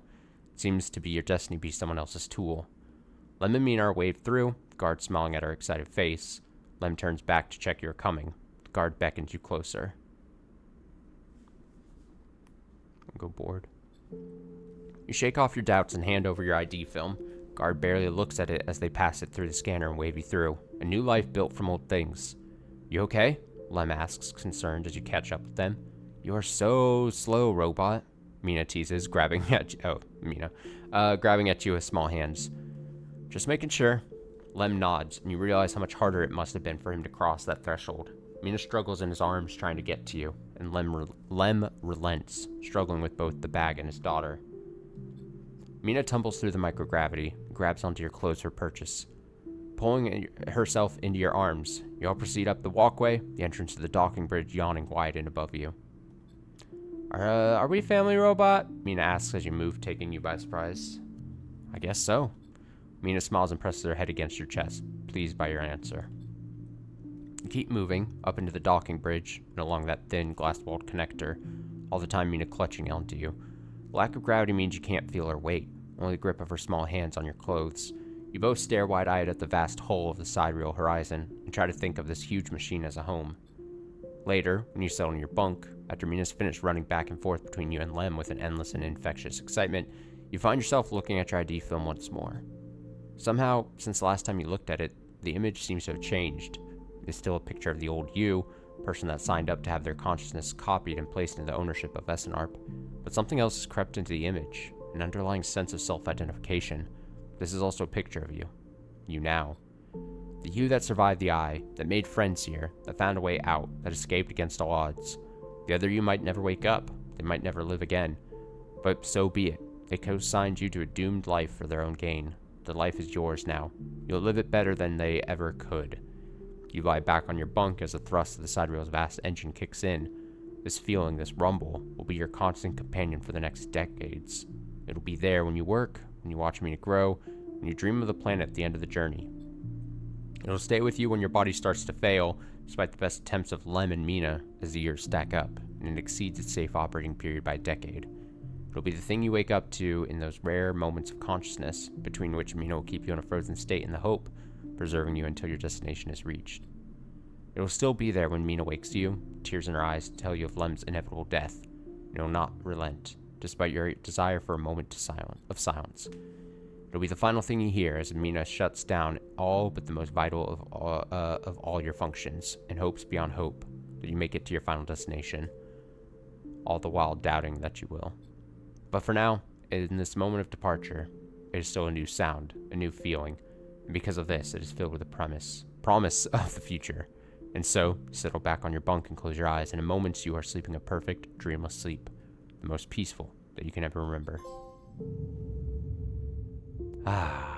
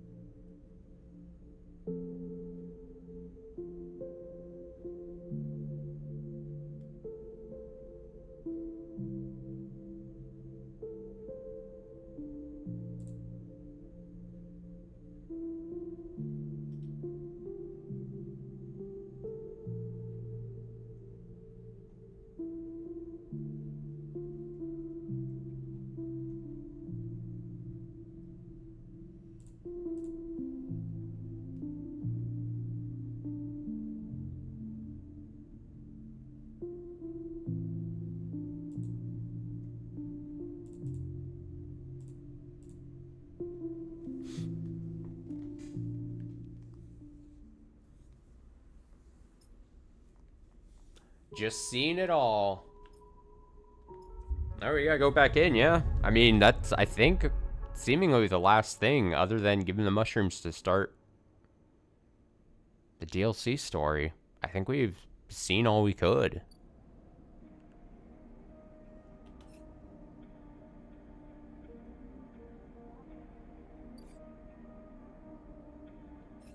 Oh, you can, like...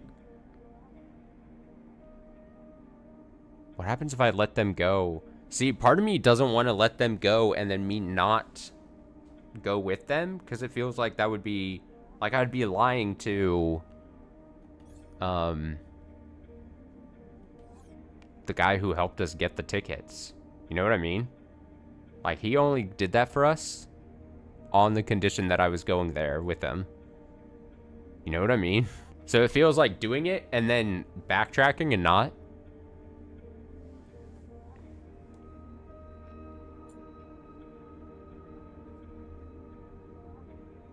Make your decision at the dock. That feels like...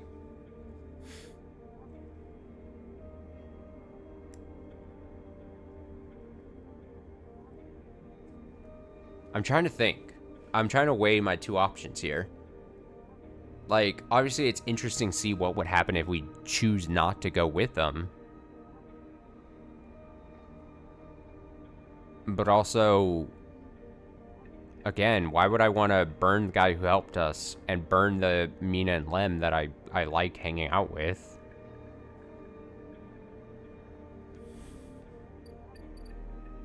You know what I mean?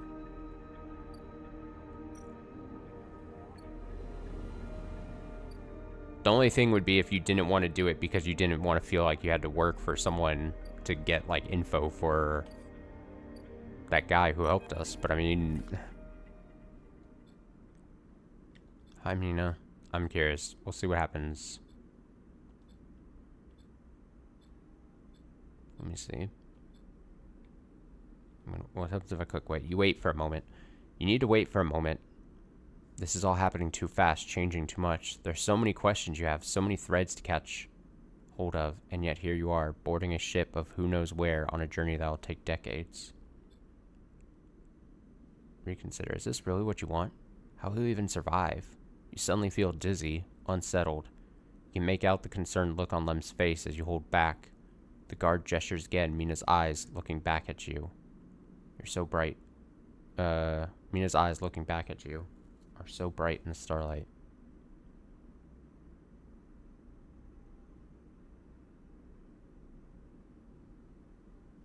Yeah, I feel like... Why would... I just, if again, going back to the whole role-playing aspect of this, I would not, at this point, getting up to this point, I don't see a vision where I would not board at this point.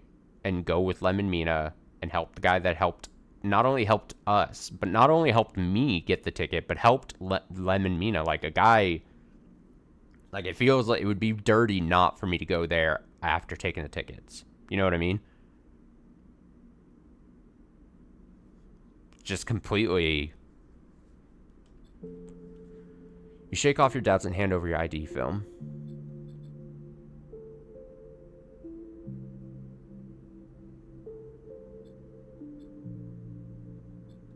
I know this is awkward now because we're seeing the same exact thing.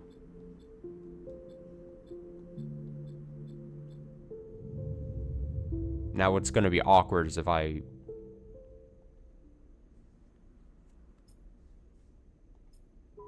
go into here. My only concern now is if we do the DLC thing, because the game makes you, if something is like a story beat is open before you if it makes me, does this make sense? So if I start the DLC thing here now, and then to get a new set of dice and refresh, if I have to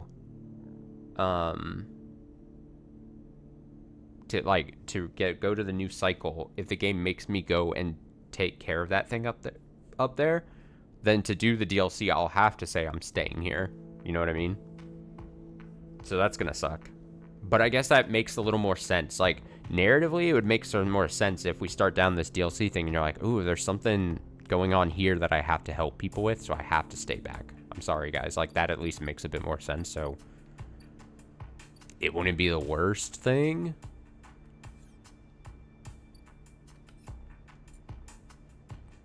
All right, Esh and Peak need help gathering supplies for the refugee flotilla quarantined past the wastes.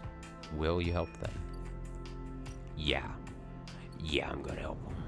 I'm gonna help them with my 6 dice and whatever. Okay, that's just going.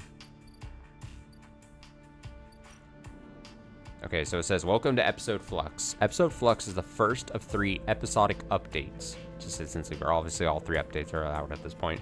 Telling the story of the refugee flotilla, which has arrived at the Eye.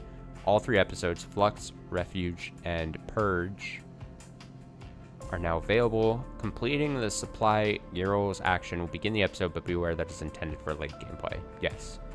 So Esh asked you to bring supplies, and fragrant, eye-grown Gyro caps seem like the perfect thing to impress her. Let's go, DLC time! How long is... Let me see. I'm wondering if I can easily find how long this DLC is. Give me 1 minute here.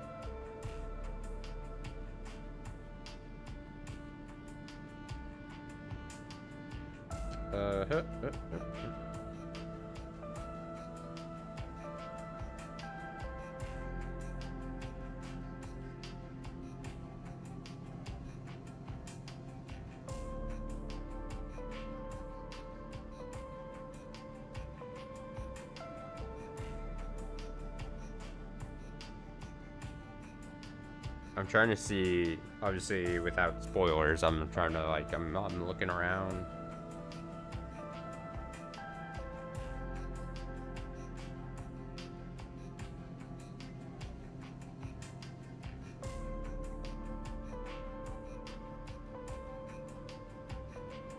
All right, one more Google search I'm giving myself.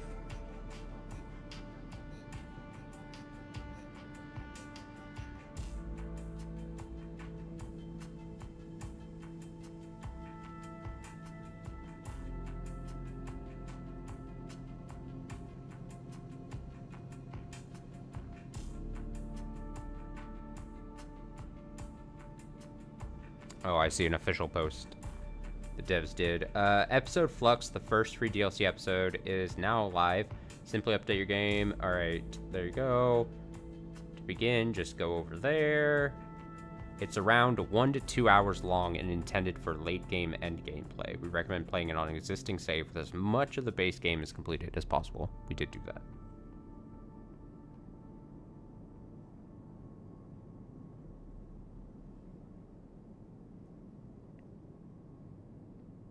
I'm looking more at this post.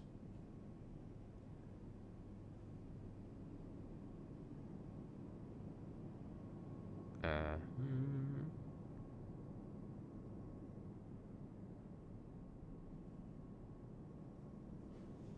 right, I'm gonna throw up a BRB. We'll play this for a little bit. I don't even know if we'll finish all of episode 1, because technically I could play a third game today for the rest of the afternoon if we just play this for a bit.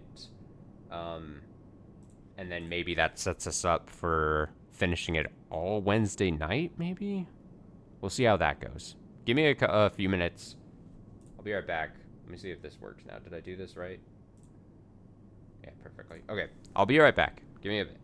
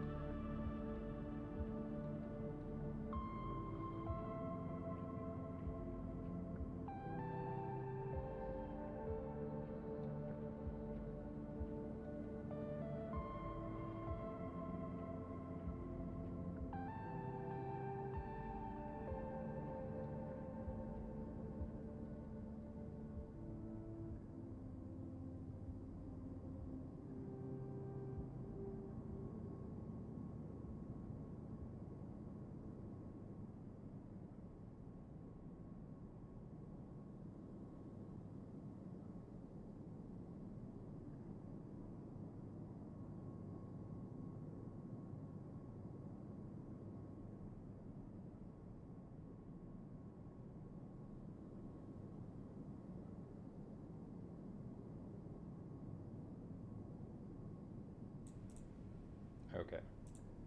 Alright. One second, let me see this. Oh.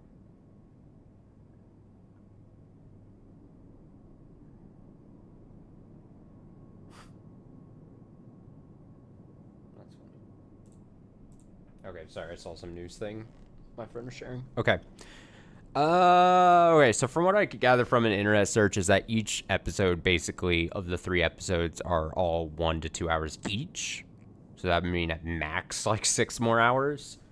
And at least, like, 3 more hours left. So I think if we play around, like, maybe an hour, maybe a little less. If we can finish, like, episode 1 here, maybe then that would mean we could finish 2 and 3 in one more stream. Like, Wednesday night, perhaps. Maybe even if we have to carry over whatever's left into like Friday night, so we'd like finish it Friday night and then play like Silk Song, something like that. But yeah, let's see what this, because I would in a perfect world be able to play for like a couple hours another new game. That's gonna be another game on the channel, you know. I think that's how I'll do this. So we supplied. Esh sees you coming up the broken spoke and waves you into the cavernous bay of the climbing briar.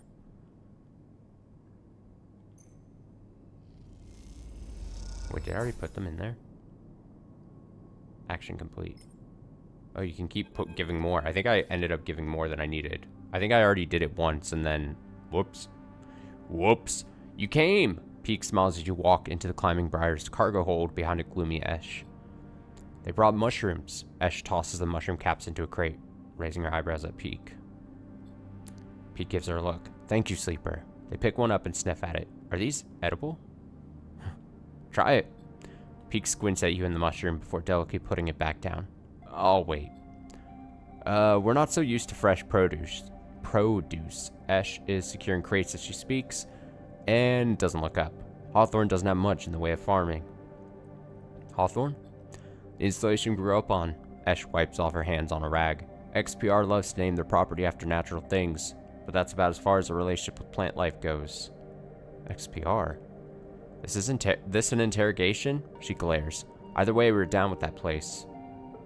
Either way, we are done with that place, which is all you need to know. Esh leans back against the crate she was securing. We're going to need more than a few mushrooms if we want to help those refugees, though. What do they need? Food, water, components, a whole lot of things. Esh stands and walks over to the mushrooms you brought, placing them into a small container with care.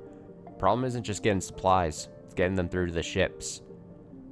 Can't you speak to Haven Age? We aren't exactly welcome guests, Peak explains. If anyone figures out that we came in with the refugee ships, we quarantined as well. Why is there a quarantine? Peak jumps in. The Eye has a closed-loop life support system, just like any orbital installation. Any unfamiliar illness or significantly increased strain on life support could cause a cascading collapse in systems. Esh scoffs. Are we making excuses for these bureaucrats now? Peak turns. Are you being realistic, Esh? But these people aren't an increased strain. They're living people. Esh stares at you. Even calling them refugees is just a way of turning a lot of scared, desperate people into a single monolithic group. Esh slides the container full of mushrooms into one of the cargo hold's racks. Look, as much as I like to chat, we've still got a lot of space to fill in this whole hold. So if you're going to help, I think Esh is trying to say we need your help, and quickly, Peak says, glancing at her. The refugees behind the cordon, they won't be able to hold out indefinitely. We need to get supplies to them in the next 12 cycles, or... Esh steps forward. Or Haven Age will have to bear the responsibility for whatever happens next. What can I do? There's 3 things you need to secure. Water, food, and scrap components for ship repairs. Ooh, look at me go. Esh gestures to the storage containers around the hold. Water we can find a way to source, or my preference, just siphon off from the underground reservoirs in the Greenway. Peak raises their eyebrows. Esh. She ignores them. For food, things could be tricky. Those mushrooms are delicious, I'm sure, but no way we can get enough volume to feed a flotilla. However, saw an algae stack on the way over. If we can get access... Not more stealing, Esh, Peak sighs. I didn't say steal. She stares at them indignantly. If we can get access, we can work the stack, harvest some algae for the flotilla. Those stacks churn out vast quantities in short time scales. And the repair components? Peek asks, tentatively. Ash smiles. Just look around you, Peek. This whole place is made of scrap. She shoots you a glance. I'm sure a sleeper has their sources. They can bring them right here. If we get everything before time runs out, perfect. We get most of it, also good. Either way, in 12 cycles, I'm going to take what we have and go. But how will you get through? Ash shoulders a container. I thought I'd leave that up to you, Peek. They flinch. Are you serious? Ash, I know we said we would help the flotilla, but at what point? They stop, take a breath.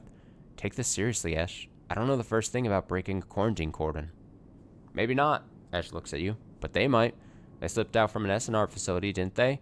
Plus, they've been here longer than us. You're always trying to get me to find help. Well, here it is. She gestures at you. Help. Pete glances between the two of you. I swear to... They sigh. I need to think this one through. Meet me at the cordon in a couple cycles, sleeper. Maybe we can figure something out. Meanwhile... I said that weird. Meanwhile, Ash meets your eye. You can help me acquire supplies. Discreetly. She smiles. We have to keep this quiet. Keep Haven Age out of the loop. Once they get suspicious, this is over for all of us. This all suddenly seems a little too real, too dangerous. You've only just found your feet on the eye. This is not a time for causing trouble. Come find us. We'll be out here trying to pull us all together. Ash goes to the back of the hold to start packing another container. Peek, come with me. Peek glances back at her. Sleeper, look. We didn't choose this either. They lower their voice. Help us finish this. We've set up a base camp on the Broken Spoke. We've set up a base camp on the Broken Spoke. You're welcome to rest there in any of the why can't I read anymore? I think my mouth is dry. I'm gonna have to go get water. Rest there in any of the cots while we work on this. They smile. We are in this together. Jesus, listen to me. Peek, Ash shouts as they walk back into the hold to help with the container. As you leave the climbing briar, you look out at the broken edge of the eye's ring, where Haven Age's cordon blinks with tiny red lights. What are you getting yourself into? What are we getting ourselves into? Briar Base Camp. Climbing Briar escaped XPR ship.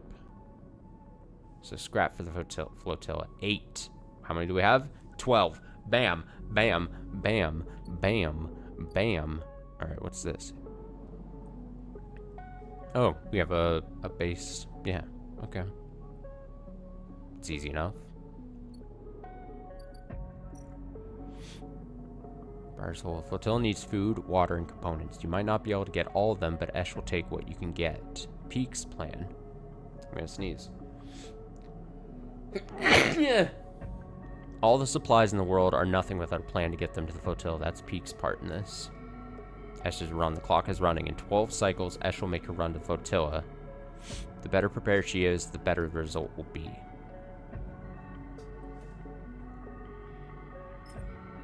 One of the 3 things the flotilla needs are components for repairs. There's a lot of ships, which means a lot of scrap components. Bam! Already way ahead of you.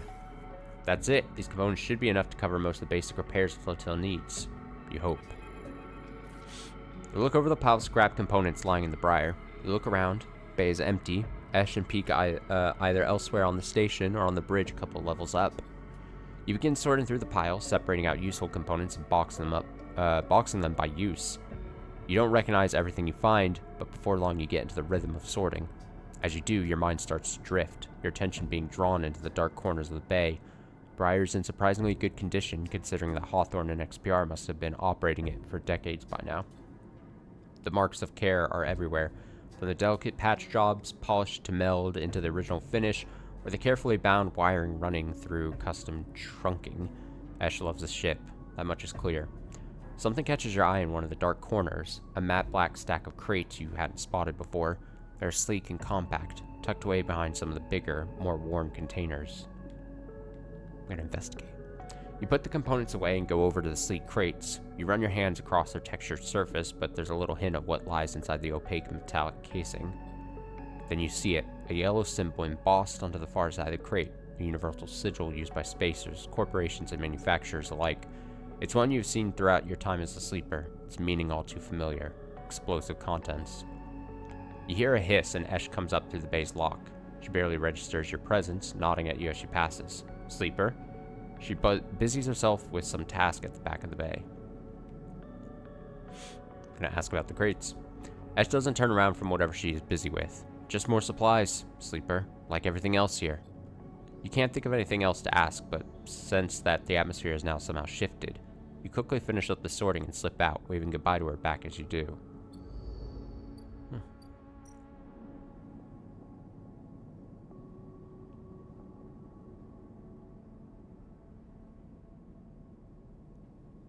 That's Peak's part in this. Okay, so how do I...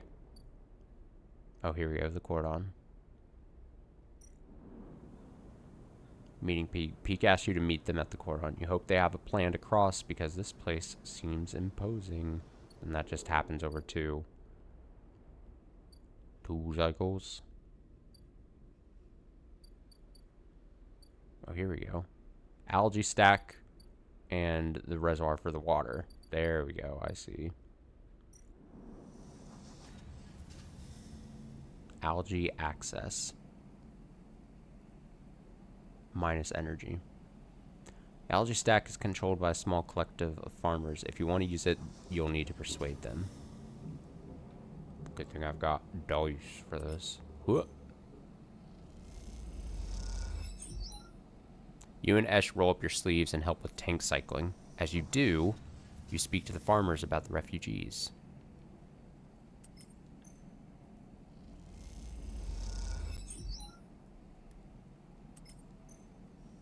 Oh, dude, I'm so good.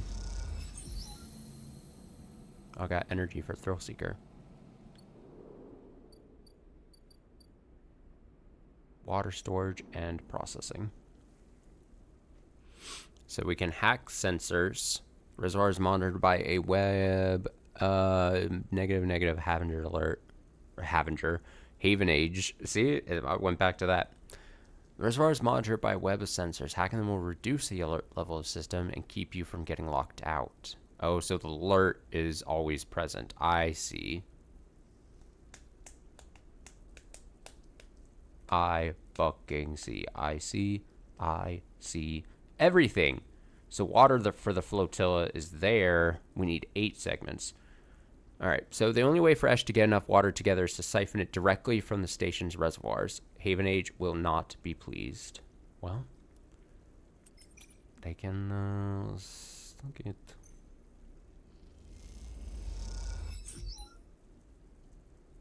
random scrap item. Nice. You find an outlet valve behind a web of sensors. Delicately begin filling a tank. Esh gives you a thumbs up. This is working. It's working. Reroll 3. Okay, well, I'll have to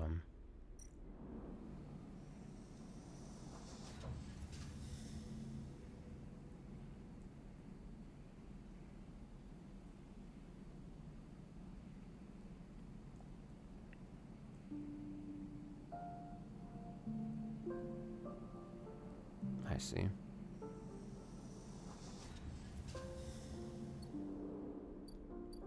Okay, well, I'll hold off on that then.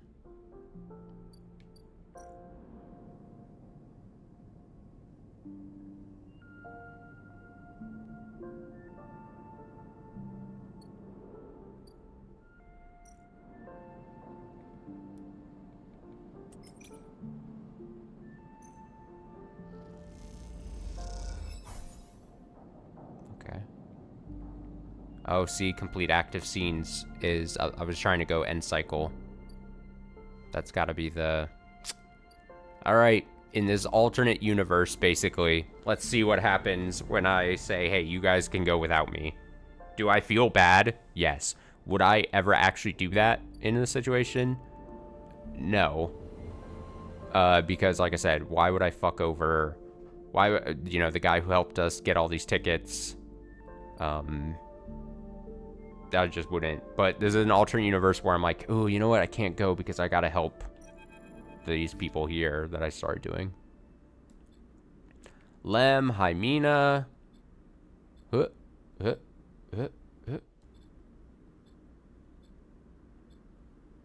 gonna wait. Reconsider. I'm gonna stay on the eye. All right, here we go. Let's read this. You can't do it. You can't get on that ship. You turn away quickly, trying not to look at Lem. Oh, to look at Mina, this is sad. To meet their eyes, you turn away and kick off hard from the guardrail. When you reach the far wall, you turn back. The scene continues in front of you as if nothing has changed. The next set of people are boarding. Crowds are still gathered at the cordon. The sidereal horizon still blinks, its yellow hull bright against the stars. And there, Lem and Mina, gliding up towards the docking bridge, bag in hand. Lem is facing away, focused on the steady climb, but Mina's in his arms and is facing back towards you. Oh no! You watch her face, confused, sullen, but twinkling with a growing excitement, as Lem carries her forward. As you watch Mina, you think about your future, about the future you might choose.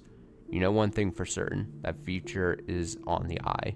You no longer have any enthusiasm for being carried forward by the dreams of others, for grand futures that unfold like angelic wings across the horizon. The future is being made now on the spinning ring, among its people and its systems. You're sure of that. But as you watch Mina disappear into the entrance of the sidereal horizon, and much later, when you watch that ship pull away, you feel a sense of longing, a longing to be carried, not by the systems that spin the suns or the corporations that run the colonies, but by love towards an uncertain future, just as Mina was. That, you think, is the future you wish to make her, here on Erlen's Eye. Wow, 71% of people saw that ending. That was like the highest ending. People got to this point and then mostly said no. Excuse me? Why, people? Why would you do such a thing?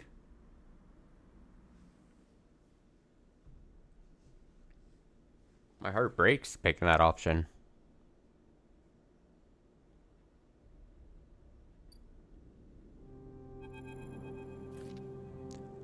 Uh-oh. Oh no. Oh, I don't want to have to deal with him.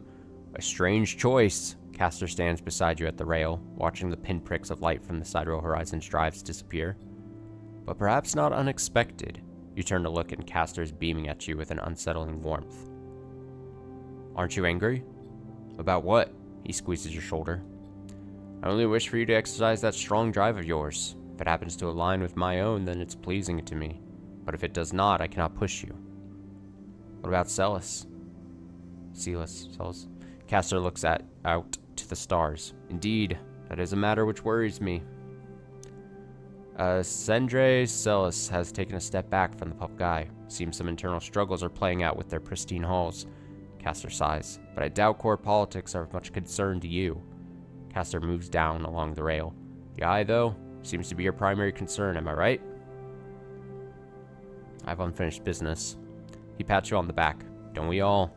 It is the nature of life to leave things unfinished. I have more projects than I can count, so many games still to play and things to learn. May your future cycles be as fruitful as my own. Castor turns and starts to clunk away in his mag boots. I'll be keeping an eye on you, if you don't mind, sleeper.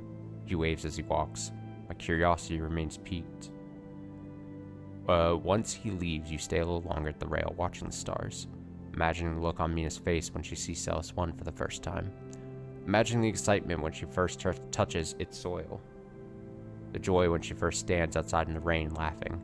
Those images, though they will not happen for decades, are what will carry you through this cycle. Perhaps the next one too. Well.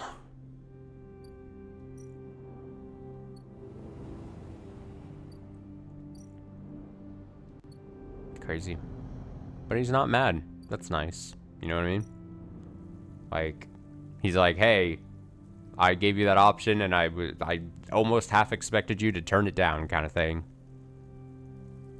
Hello. Hello. Still says accent. Oh, fuck. I thought I changed it a while ago. Oh, no. Shame and sadness. Shame. I've been shamed. I have done shame. Alright, now I can rest. Was I assume the ending satisfying? I mean, putting it just, I assume you mean to Axiom Verge 2. I mean, I don't know if I would categorize it as satisfying. I think It was an ending. It was a overall, I said it, better than the first game. Was the satisfying more satisfying than the first one? Sure. Yeah. I guess that's as a overall package, yeah. I guess I would say it like that. It was overall just a good better package of a game. Now we can end cycle.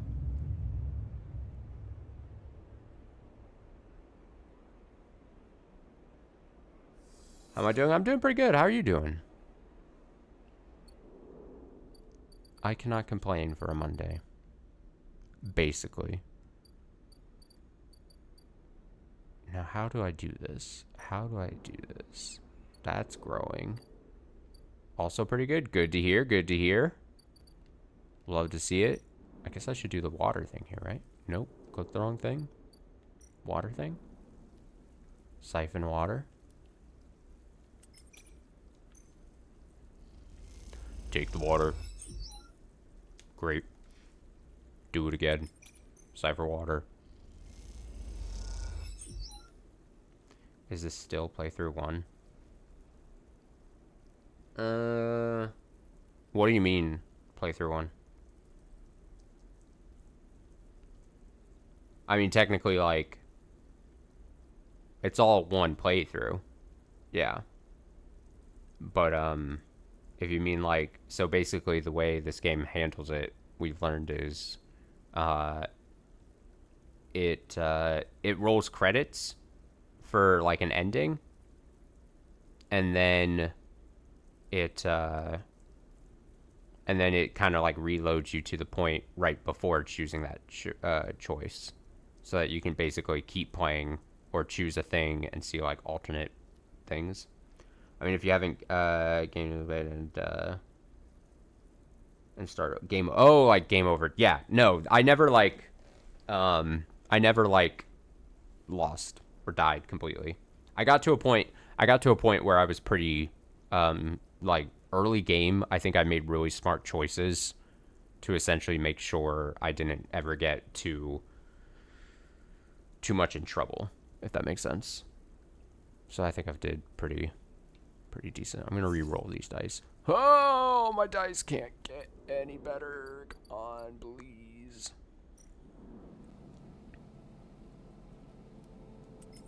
All right, what if I just accelerate the growth here? Positive, nice.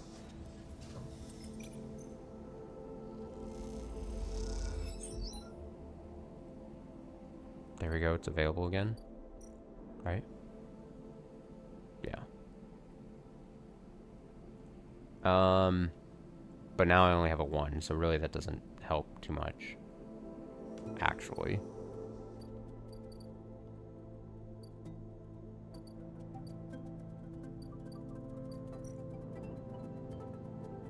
So I'm just gonna stick the 1 in here and be like happy with it. That's fine.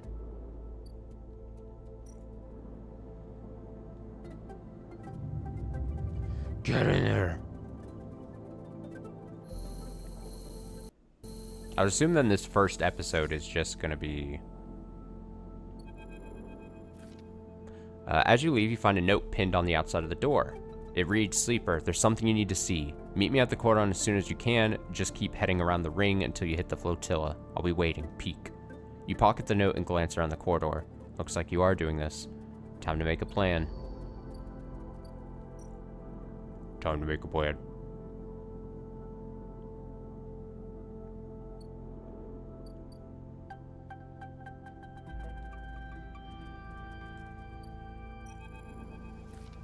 Sleeper! Pete catches your attention from the shadowy corner they were leaning against. Any trouble getting up here? None. Good to hear. Come, take a look at this. They beckon you over to a nearby window which looks across the ruined ring to the blinking red lights of the Haven Age cordon. The cordon's temporary structures, a net of metal struts meant to detect and dissuade any ships from entering or leaving the flotilla, jut out into the black, and all around the tugs flit securing them in place and tending to the red blinking drones that demark the quarantine. It's an impressive and worrying sight.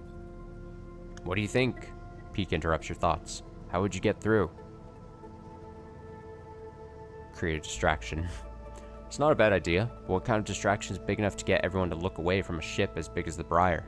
Peak squints at the red lights. Surely they'd spot and seize the ship. Peak turns away from the window and rubs her forehead. Esh has really wrapped us up in something here, hasn't she? Question is spoken under their breath, and they don't seem to expect an answer. The silence grows. Why are you helping the flotilla? Peak looks up. You don't think it's a worthy cause? They pause. We ran into them when we escaped Hawthorne. Esh insisted we investigate their distress signal. I'm not saying we shouldn't have. Peak stares out the window at the distant blinking lights of the arrived ships. It's just... Peak brushes back their hair. Forget it. Let's focus on the plan. They flash you an easy smile. It doesn't matter why. We are the ones who are going to help them. The way I see it, there are 3 parts to making it through that cordon. They gesture out the window at the strange structure. Deception, distraction, and speed. We'll need all of them for a clean passage through. Deception means tricking the cordon security into thinking that we're meant to be there. Maybe a tug escort would work. Anything that makes the Briar look official. Distraction, meanwhile, will be all about diverting attention so that no one looks too hard at what the Briar's doing. If we can create a gap in the cordon scanning and deterrent systems, that should keep them busy. Finally, speed will mean making sure the Briar's ready to roll. Perhaps we can do a little work on the ship to get her ready. Esh surely wouldn't mind. They lean back from the window. How's that sound? Good. Good to hear. Peak grins. Peak looks down at their slate. 10 cycles left. They glance out the window at the cordon nervously. 10 cycles to gather the supplies and to prep this plan. It's tight. Very tight. Peak looks at you. If this goes wrong, Peak sighs. Just get out, okay? They squeeze your shoulder. I'll follow Esh anywhere, but you don't need to get dragged down with us. Ooh, it won't come to that. Peak brightens up a little. Of course, but just keep it in mind. Let's get to it. Peak stretches. I'll tell Esh about the improvements to the Briar. And the rest? Let's explore the cordon as best we can and look for openings. I have no idea what guardian angel sent you to us, Sleeper. Peak smiles, but I'm very glad they did. Let's go.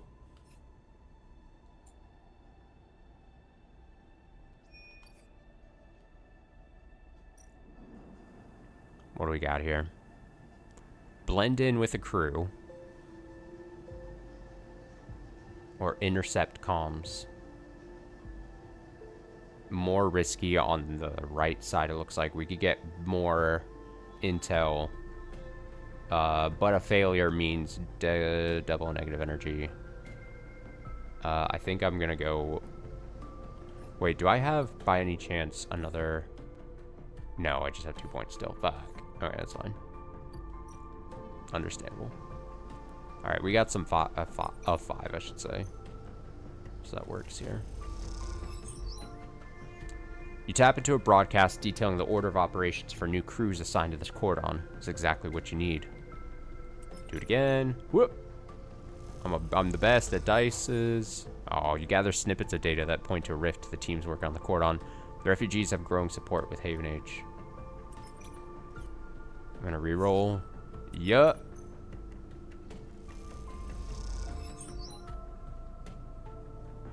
Alright. Well, now I only have some ones.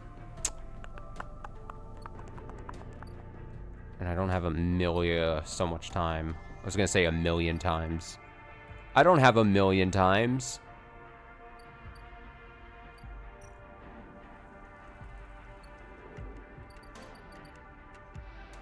What do I look like?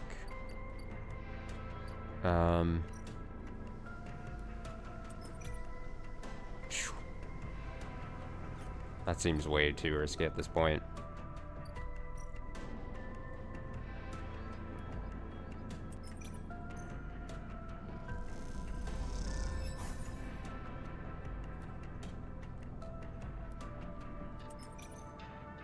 I think I'm gonna actually take one of my scrap items and put that into myself.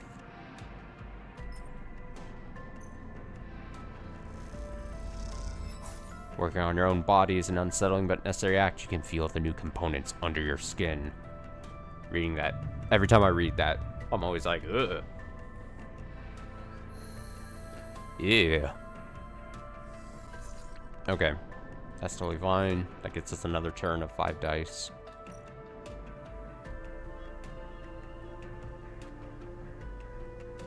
I'm gonna blend in with the crew on one of my dice rolls here. No, I'm not even gonna risk a 4. Oh, and I got back energy. Oh, that was nice. You share rations with the crew during downtime and get a sense that not everyone working on the cordon agrees with the quarantine. Oh, there we go. Crew canteen. Oh, shit. Okay, we got a lot of options here. Suspicion. I see. Deflect suspicion. Convince crew. Tug escort. Minus money. I see. Haven Age hangar. Briar upgrade. Briar upgrades. Haven Age suspicion is there too. You really can only stick like the best of the best dice at this point, because if you start messing up, you might not be able to recover. I can see why this is a late game DLC thing, and they're like, hey, you better make sure you're really on top of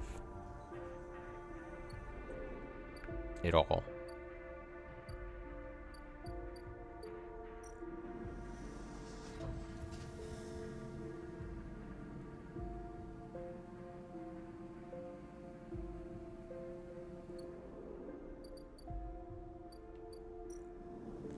If I stick 5 here. Oh, I see how, okay. I see how this all works. It makes a bit more sense now.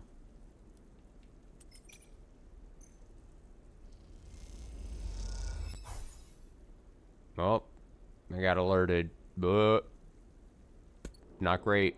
You see, this is why. Okay, reroll. Fuck. Okay, we're fine. We're fine.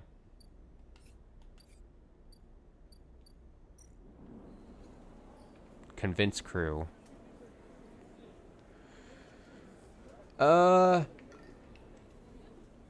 Yeah, we could do this. I think we're fine. With division rife among the tug crews, gaining support for supply shipment will just be a case of picking the right crew and approaching them discreetly.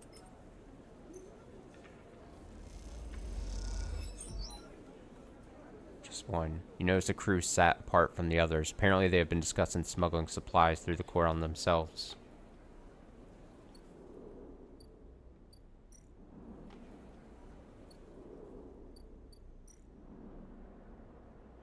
Slice thrusters.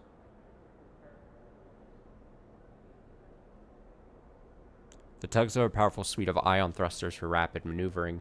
If you can sneak in and slice them off, you'll have a significant upgrade for the Briar.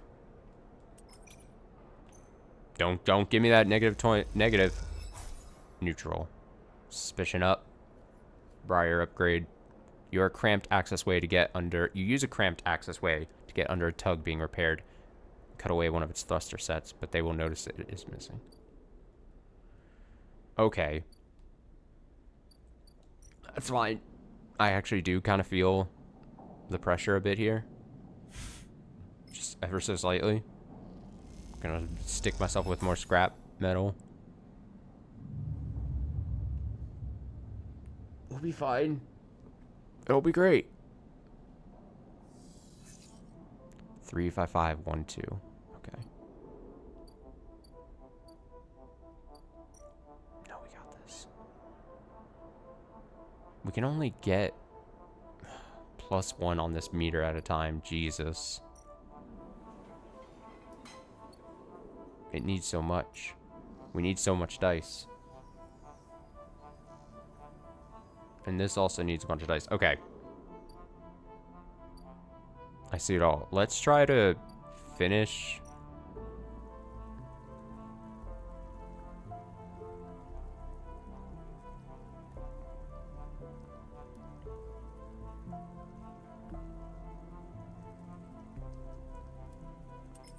The water here.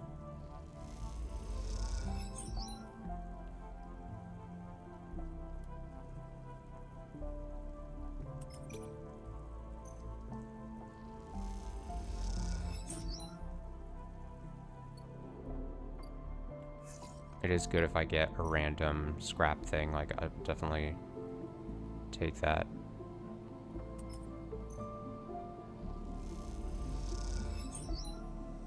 Okay, there's 2 foods. Yep. Okay. I'm gonna run it back up here. That's interface. Engineer.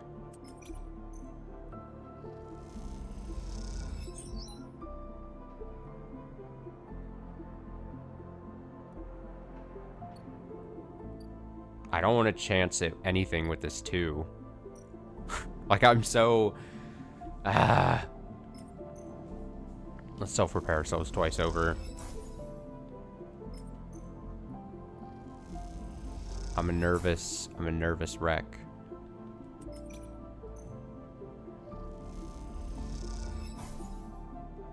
There we go, that works. And this is slowly, we gotta try to get this done as much as we can.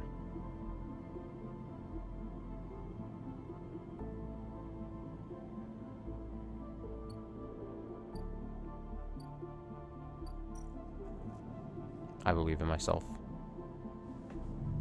It's gonna be okay. Everything will work. I'm not gonna fuck this up. I'm not gonna have my first fuck up in the DLC. 2, 3, 3, 4, 6. You would definitely love to see a better roll than that. But I can definitely stick 4s in here and still get it into a 6 range, which is nice.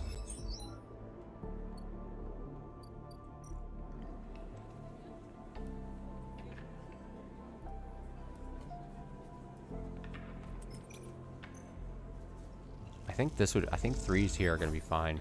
Nope, that raised suspicion. Okay, all right.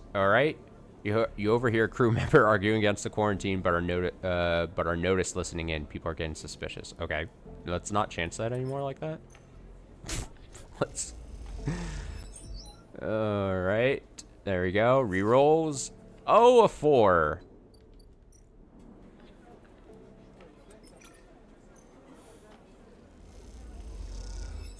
Because you don't want to get it to 3, the suspicion 3 to 4, 3 out of 4, because then you definitely have to take then a turn and throw dice into deflecting suspicion, and that's not great.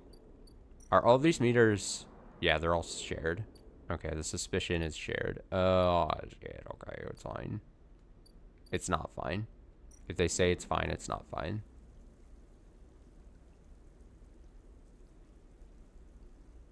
Haven Age alert, though.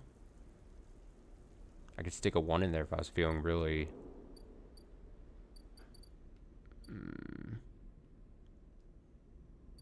No. It's really not worth it.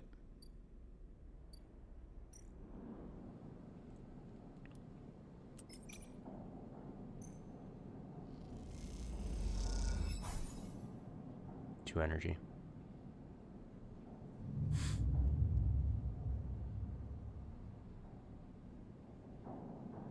I'd assume of the 2 things, the plan is more important than the supplies. And we're halfway through this already, the timer. We have 6 turns left. Makes me think that if we had to finish, we would have to get these 3 things done first.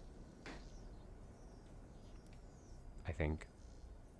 Blind spot's not even close to being done. Oh my god. One second. Let's get these. You carefully code a timed emergency maintenance program to take out some of the sensors on the cycle. Esh is planning to make her run. Yeah. Alright, I could throw the 4s here and finish this.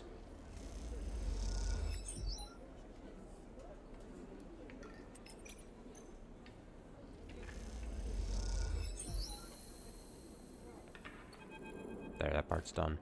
You meet Peak leaning in a corner of the canteen in their typically unassuming way. It occurs to you as you approach that Peak must have had some practice at staying invisible. All good? They look up from their slate. That crew you were talking to. They nod to the group leaving the canteen. Will they join us? They'll do it. Nicely done. Peak beckons for you to follow as they peel off the wall and head out into the walkway overlooking the cordon. Glad you were here to talk them into it.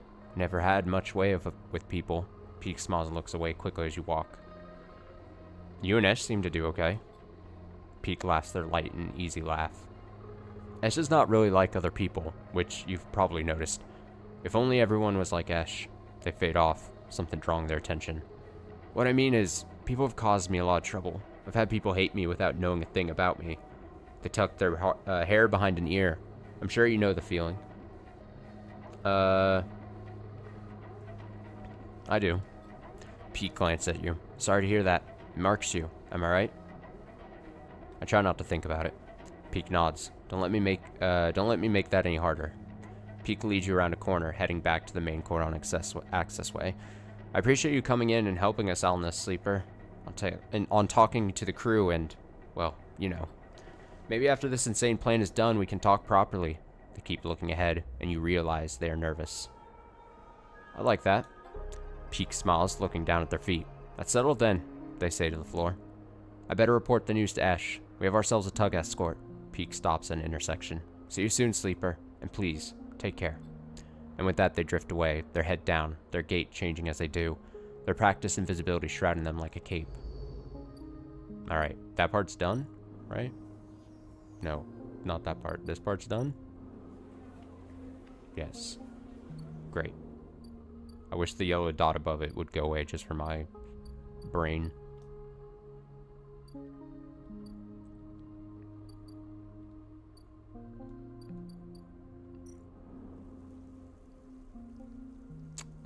I will do this. 7 water. There you go, and I got a random scrap item.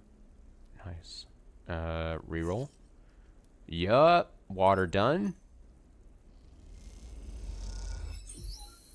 Perfect.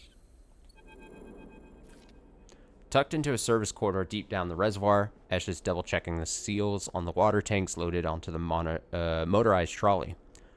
Though you are far enough away from any thoroughfares not to worry about being overheard, you both still speak in hushed tones. All good? Esh nods silently and hits the ignition on the trolley to start it moving. You take the other side of the trolley and walk it up this wide service corridor with its flickering lights and Solheim detritus. You doubt it gets used by Haven Age, at least that's the hope. You glance across at Esh, her face a mask of determination as she guides the trolley along. Maybe some conversation will make this journey go a little easier. How did you meet Peek? Esh pauses, a little surprised by her question. She glances back down the tunnel, but in this deserted passage, she can hardly keep up the pretense of silence. We grew up together, she answers quickly and turns back to the trolley, but she can tell you're expecting her to add more.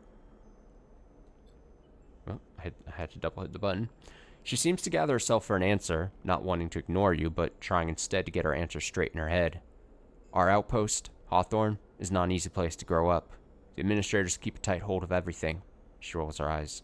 Even though they are trapped in the same decaying installation as everyone else. Peek. She pauses. Peek found it harder than most. She pauses again, judging her words. I stepped in to help them out. Silence descends again, but you can feel the wheels turning in Esh's mind as the creaking wheels of the trolley take you along the corridor. Peek isn't the most practical people. They used to be. Well, they needed someone to teach them to look after themselves, stand up for themselves. That was me. She smiles. After that, I couldn't get rid of them. Esh stops talking, but you see her eyes have lit up, and you imagine she's recalling some moment or other from her and Peek's past. You both reach a wide bulkhead doorway and have to stop to shimmy the trolley over the edge. When you're done, Esh turns to you. I'm good from here. Head back. And with that, she's gone, moving off into the dark tunnel ahead.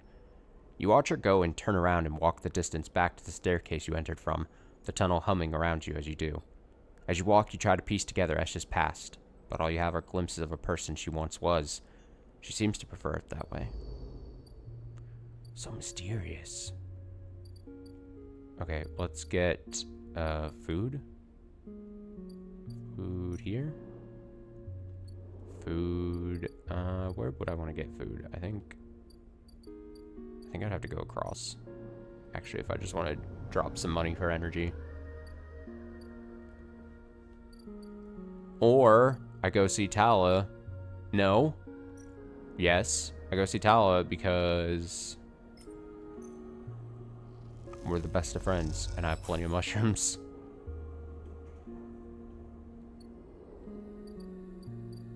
Okay. That works there. I've got plenty more scrap, so I can patch myself up.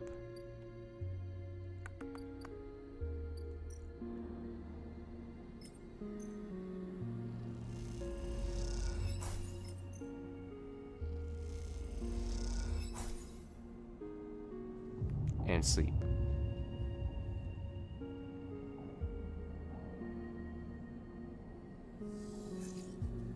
One, 5, 3, 1, 4.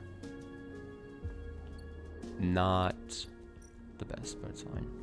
All right, these are filling in. So we got Briar's Hold. We got the food, the water. We just need to get food for the supplies, and then a couple more of those. So I think we should be able to work these, I think, fast enough.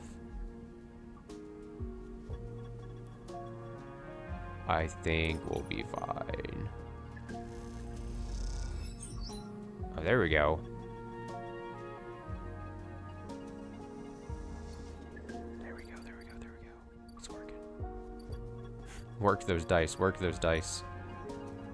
That's gonna be one of the last things because these dice rolls suck for me.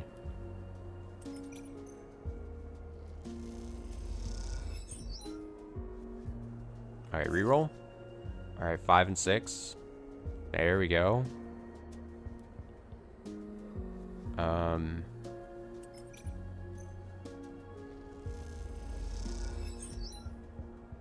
You manage to hit the hangar during a shift change and the whole place is empty. You come away with a thruster set with little effort.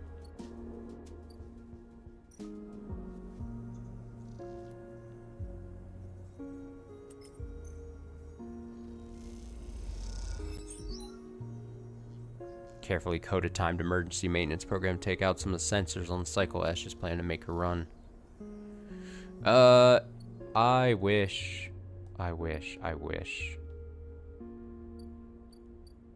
that I could do more with the one. Let me think. Is it possible that I fuck up the algae like so bad here on a negative? Let's see. Let's see. No, it's fine. Neutral. Neutral is totally fine. I wonder how long it'll take Martin to release a new game. Is that dev's name? Actually, I think I know the answer to that.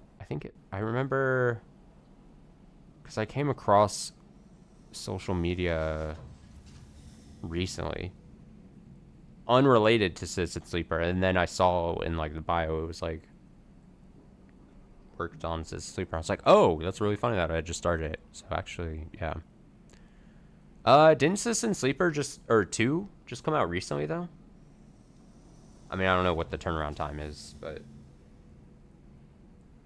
working on something, not a new Citizen Sleeper game supposedly. Interesting. Well, I would be down. I would obviously be down. I've been entranced with this game now for the past couple weeks, so or week and a half, something like that. To the point where I'm like, all right, I'm down to play pretty much. I mean, obviously I still have Citizen Sleeper 2, but I'd be down to play any game puts out.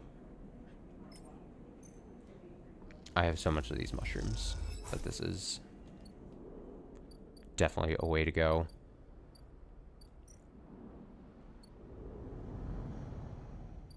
All right. I still feel a little bit of the pressure, but I think we're going to just eke this out. I think we should be able to do this quite easily still. Famous last words by me.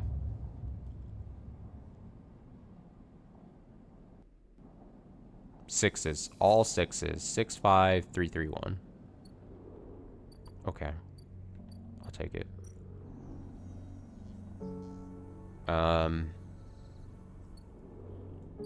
Let me actually finish up because clearly this can take like a 3 and be fine.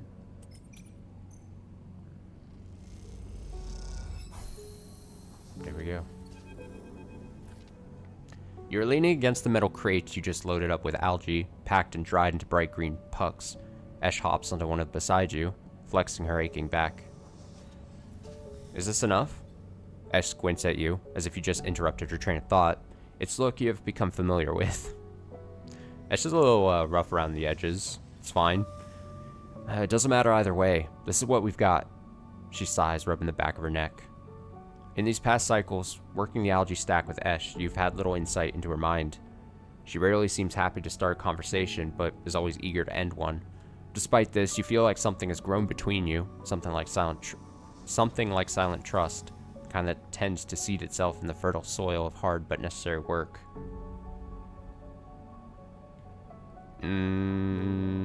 Sure. There's something I've been meaning to ask. Esh raised her head cautiously. Go on. Why escape XPR? Esh pauses, her protective instinct fighting with the trust you've built. You can see her begin to shrug the question off, then she stops, rethinks, sighs. What you need to understand, Sleeper, is that Erland's Eye wasn't the only place where the Solheim collapse happened. Sure, Hawthorne, where we grew up, was an XPR installation, but that didn't screen it from Solheim going under. Actually, Solheim was the only reason XPR were ever here. She pauses, hesitant to get into the whole story, but wanting to offer something. She flinches, correcting herself. They are a service corps, you understand? They set up outposts and surrogate systems like this to offer refueling, logistics, and maintenance services to bigger companies with extraction contracts. She gestures to the eye around her, like Solheim. When Solheim went bust, XPR lost their client, and Hawthorne, well, we lost everything. We became an outpost tasked with just holding on. Keep the refueling platforms running, they said. Keep the outpost stable. Hold on to our claim. She rubs at her head, as if recalling all this was somehow physically painful. Do you know what it's like to spend your entire life in a place with no future? A place that exists only to hold a legal claim to a piece of territory? To shore up breach of contract negotiations between two corporations? It's like living in a... She searches for the word, her eyes jumping back and forth. In a grave. She clenches her hands. So if you're looking for the answers to why questions, that's your answer. We, Peak and I, know what it's like to be forgotten, to be locked out.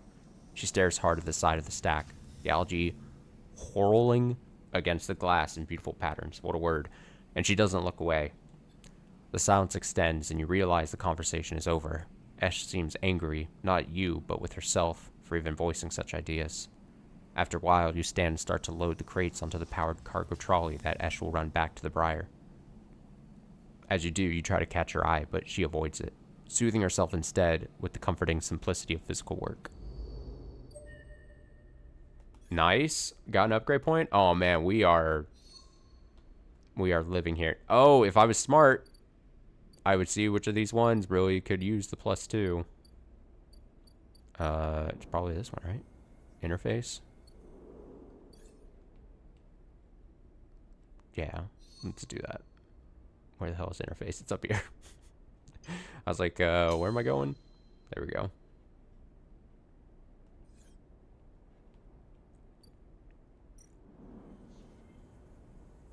I'm still way too nervous to use a 3. Something about it still scares me. Positive, neutral.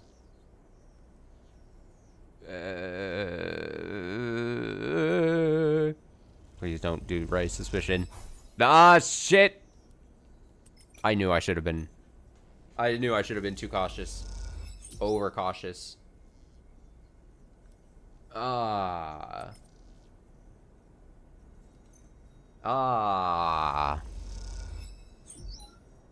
Reroll. Nope, I'm not even I'm not chancing that. Fuck that. Okay, it's fine. We're fine here. Look at this. We're fine. It's great. Couldn't be better.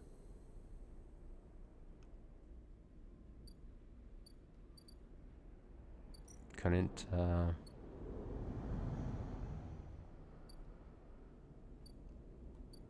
be a better situation.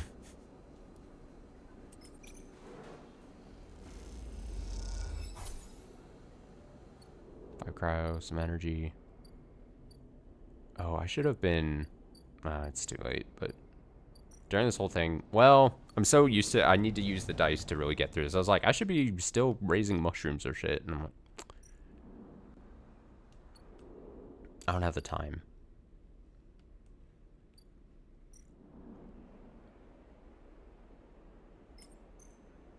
Alright. Self-repair again. Give myself another turn of 5 dice, I think, is the way to do that. Oh, 2s, and then that sucks. A rapid burst of movement catches your attention. A drone, its fins adjusting as it hovers in place, floats in the corridor. A drone. Walk away? You turn and walk away, but the drone follows, keeping itself at arm's reach. I don't like this. The drone buzzes closer, and a voice gurgles out of its speaker, distorted and strange. Sleeper, come to the cordon. We need to speak. Who is this? The drone clicks and whirls at the recording starts playing, and the recording starts playing again. Sleeper, come to the cordon. We need to speak. Inspect the drone. You move close and the drone bobs away to a safe distance, but as you do, you see the HA of Haven Age emblazoned on its side. Could this be Fang's drone? Fang! Fang is back. Satisfied as delivered its message, the drone rotates and accelerates away as rapidly as it arrived. You stare at it as it disappears from sight, hoping for some insight that escapes you. To the cordon, then. I don't have time to fuck around with Fang, potentially.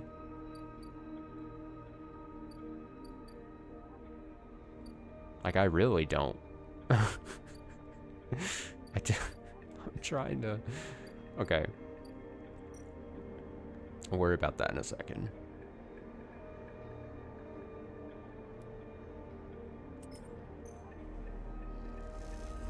Stick this in here.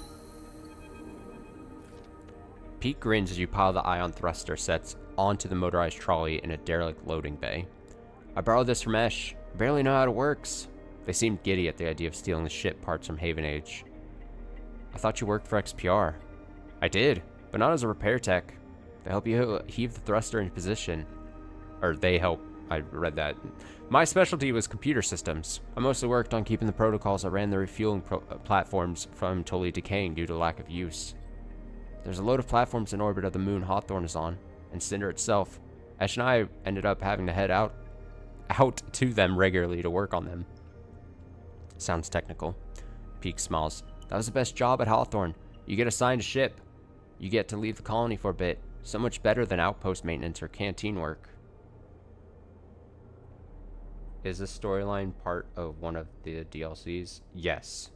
This is DLC Flux, Part 1 Flux, I believe it's called. I had just done earlier, like, as of like an hour or an hour and a half ago, I finished, like, seeing, as far as I could tell, most, if not all the endings, other endings and stuff. Although with Fang popping back up, I don't know, maybe I missed something. I don't know if I read this. Peak smiles. That was the best job at Hawthorne. You get assigned a ship. You get to leave the colony for a bit. So much better than outpost maintenance or canteen work.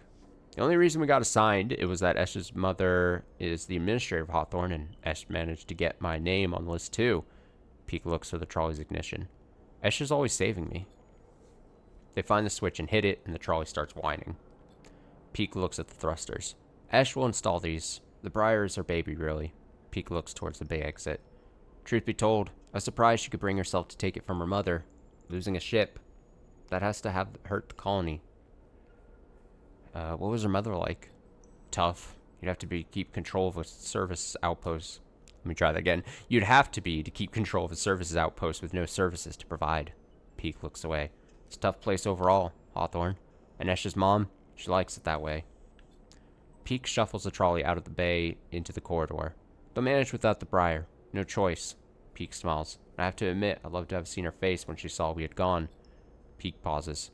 Don't tell Esh that. They walk on quietly, lost in their memories of Hawthorne.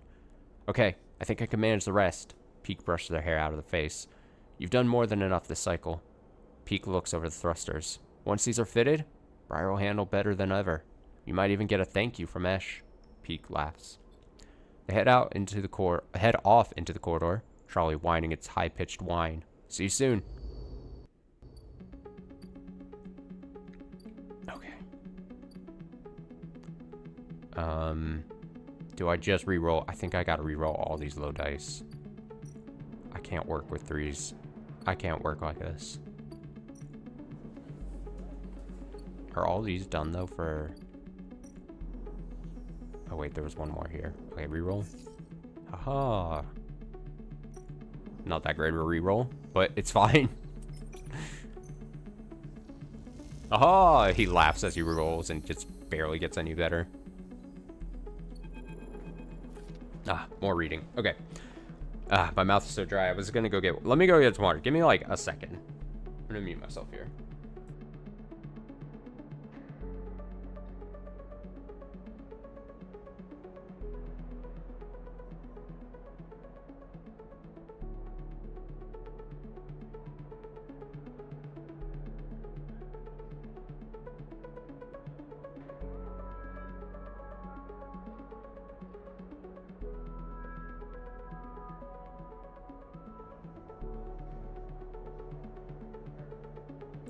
Alright, I'm back. Water acquired. I've been reading all day. Mouth dry. Alright, Peek is waiting for you when you slip out of the operations center, nervously poking at their small slate. Sleeper, they hiss. I followed what you were doing on the network. Incredible work. How do you do that? Comes naturally. I'm just good like that. Peek smiles. I can't tell if that's modesty or just the truth. Interfacing skills like that, it's almost worth being. They stop themselves. Sorry, I didn't mean... Don't worry about it. Peek nods. Sorry. Now you and Peek quietly slip into the main walkway and work your way back to the public areas of the cordon. Haven Age has had to quickly respond to the flotilla's arrival, and that means a lot of contractors and spacers walking through these corridors. You blend in easily enough. I haven't really met a sleeper before, Peek begins. As you might have guessed. They smile nervously. Hawthorne is an XPR service outpost, and since the collapse, no one came for refueling or repairs anymore. So my generation has never met anyone outside the company. We heard about sleepers. They nod in your direction. From the data packets that come through the XPR every once in a while. They usually contain news along with the corporate propaganda, but the reports were light on the details. SNRP have kept the sleeper program pretty quiet anyway, and I think XPR are only interested in telling their employees about it because it made living in our company town look like a good life, in comparison to being a piece of corporate property. They freeze. Sorry, again, I don't mean... They look down. I'm just not sure how to talk about this stuff. No, I'm a nice person. It's okay. Peek smiles. I'll shut up about it now. You walk on a little further, the walkway becoming busier. You both relax a little more and go with the flow of people. I just want to say, I think I understand. They begin again. Clearly this had been on their mind. I understand the need to escape, to get free of it all. They laugh at themselves. The structures, the systems, the company horizons in a company town. They stare ahead. The small places, small corridors, small people. They look away. The slow death it brings. That's it. They turn to you. I get why you signed up to be a sleeper, and why you escaped from that too. Stay silent. Peek looks away. There's altogether too much running through your head. Too much to say. You walk in silence again, each of you in their own thoughts, but moving together through space nonetheless. After a while, you come to the entrance to the cordon, where handfuls of workers and crews filter in and out through two huge loading bay doors. Peek stops. Okay. They pause. I'm heading back to the Briar. Once again, incredible work on sensors. That blind spot you created, that should give us a real advantage. See you soon. They head off, disappearing into the crowd almost immediately, outrunning their own nervousness. Alright, what does that leave us? Was that it? It was everything. Ha-ha! Ha-ha! Alright. Now what's that possibly thing? As you enter the passage that leads through the cordon, a flash of movement catches your eye. The drone. It stops to make sure you've seen it, and then flits into a side passage leading to a set of narrow stairs. You climb up through the dark shaft, the drone stopping at each landing to check you are following. Despite its lack of expression, there's something overbearing about the way the drone waits, impatiently realigning its fins in sequence. After a long climb, you come out onto an observation platform. The cordon on the vast, ramshackle refugee ships beyond fill your vision. The scale seems impossible, and immediately you feel small and naive for even thinking you could affect the situation. Something shifts nearby. The drone again? That is not Fang. That's not Fang. Only the best of observations here. A woman is standing at the window, at the edge of your vision.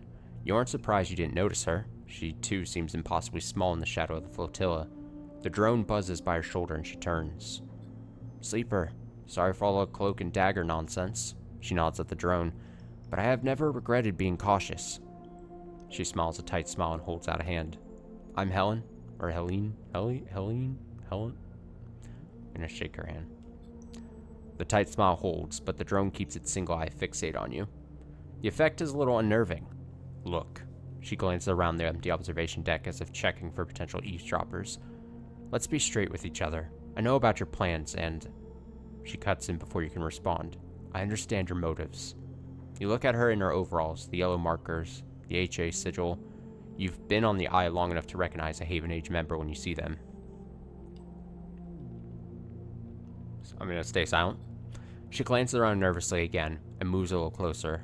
This entire situation, I'm not here to defend it. She glances back at the flotilla. No one is happy about this. Especially not the refugees. She sighs. I'm not your enemy here, no matter what you think. She pauses. Sleeper, tell me something. What does Haven Age mean to you?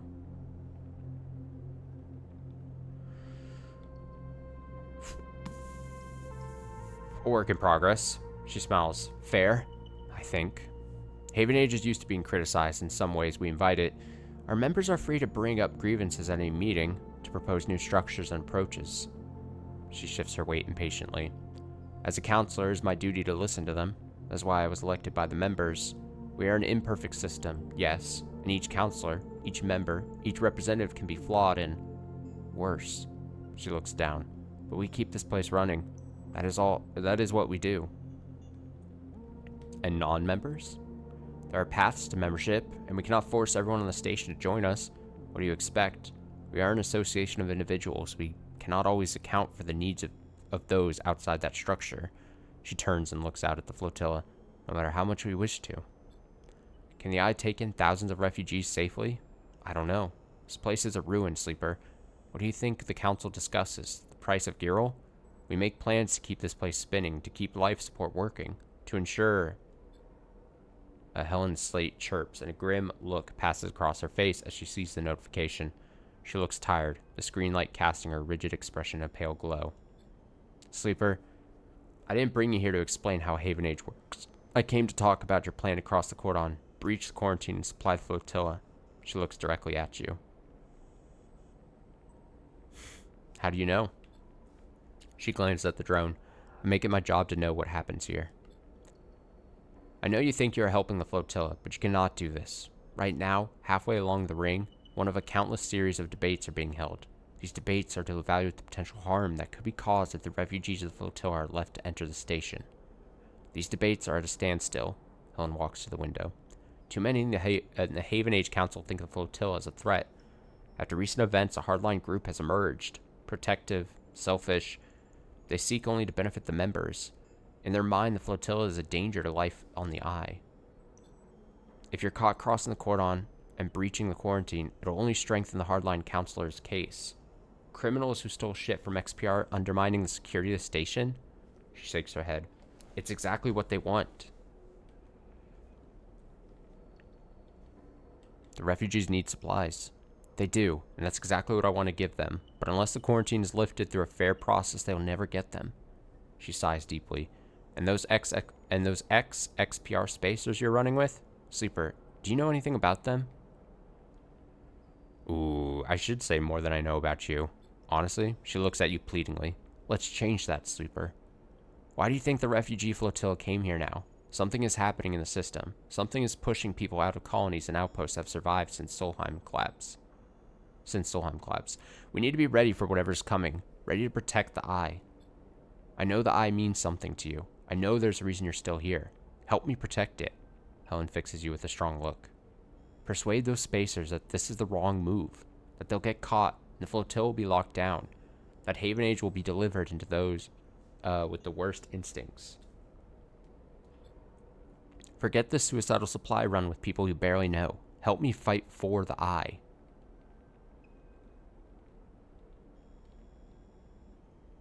I won't betray them. Helen looks away, but you will betray your home. I don't know about this. I don't know about this, lady. Don't offer up the excuse the hardliners need to lock the flotilla out altogether, to persuade the members they are the safest pair of hands. She looks at you imploringly. Please.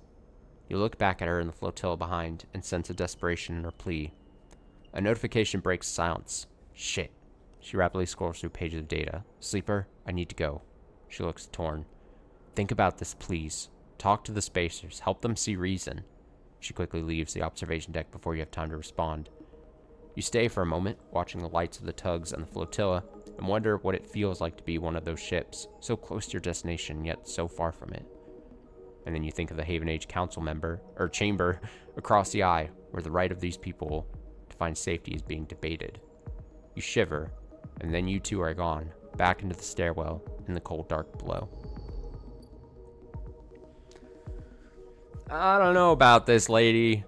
I feel like I can't just, be like, you know what? Psh, they gotta go through the proper channels. You know what? We're gonna say no.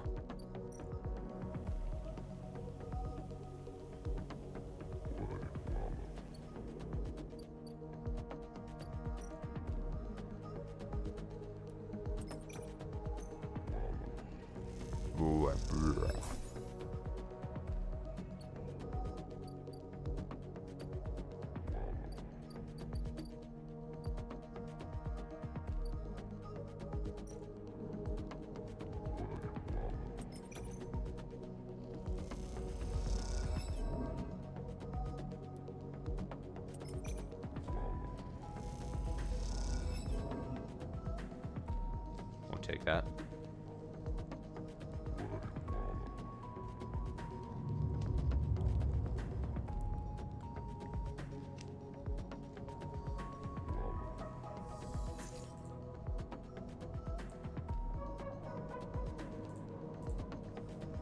Alright, let's see.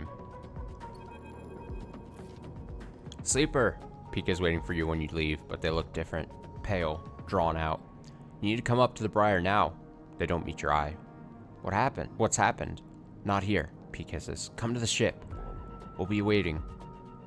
Peek walks away. Don't take long. And with that, they disappear around the corner, leaving you anxious and confused. I don't know.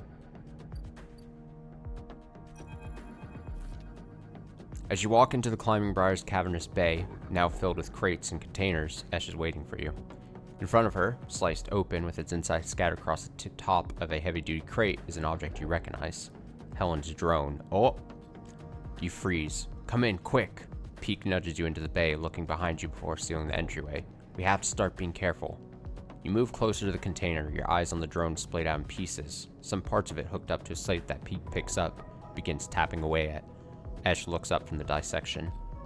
We caught it buzzing around nearby, heading for the ship. She leans over and taps the HA sigil on one of the removed pieces of plating. It's a Haven Age spy. We think we got it before it sent data back, but we can't be sure. Pika looks at you nervously. Esh cuts in. Have you noticed anyone watching you? Any drones like this? Anyone following you up to the Briar? Do I make them nervous by saying I've seen the drone before?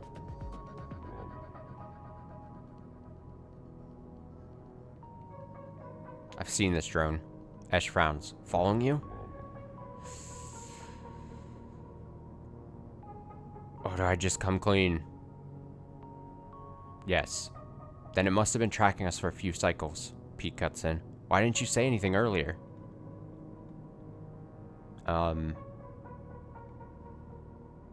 It just happened. Pete squints at you but doesn't say anything else.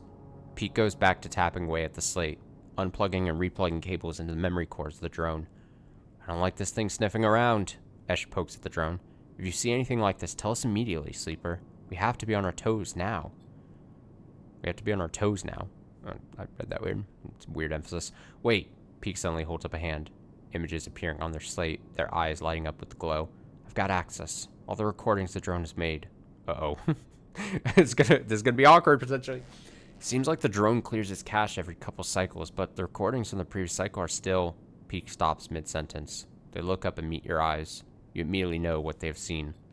Esh crosses to them and takes slate. Her reaction immediate. Bye, Shirasa! Fuck! She suddenly turns slate around to face you, and there you are on the screen, stood in the observation deck, talking to Helen. Esh's jaws clench. What is this, Sleeper? Have you understood nothing from what we've told you? She paces in front of you. Haven Age are not your friends. They're administrators, which means they're interested only in their own power, their own survival, their own causes. They divide people as easily as sorting livestock. The greater good of their work demands it. The wider project of the station, the colony, the nation... Her eyes are wide as she speaks, her anger barely contained. I didn't have a choice. Pete cuts in. Listen to them, please, Esh. They are with us. Pete glances between you two. What was the Sleeper supposed to do? They were ambushed by this Helen. I only listened. Let me tell you something, Sleeper, Esh says, her rage hardening into pain. When people become administrators, they give up something. Some part of being human, being an equal among others, goes away. They start talking about the greater good, the systems, the ways in which their hands are tied or their process is compromised. My mother was the administrator of Hawthorne. I've seen what it did to her. That noble, higher calling is toxic. People should never have the chance to decide the fate of others, and those that do so at a cost to their humanity. Peak tries to cut in, but Esh holds up a hand. Don't start, Peak. Don't ask me to be reasonable or calm down. Thousands of people are desperate out there. Being reasonable will only prolong their suffering. You're right. Esh doesn't move for a moment, then she lifts a hand to rub her temples. She goes to say something, then stops. She walks back into the bay and starts checking the straps on the crates. I'll make the run. She yanks on a strap. No more distractions. Sleeper. Peak looks torn. You have to understand, this is personal for Esh. I know. Peak looks away, then at Esh. I don't know, Sleeper. I just don't know what to do. You glance around the bay of Briar, the wall seeming closer every second. This whole thing is closing in on you, and the question is, where do you want to be when it all collapses? You look at Peak. And what do you think, Sleeper? Peak rubs her forehead. Should we do this thing or not?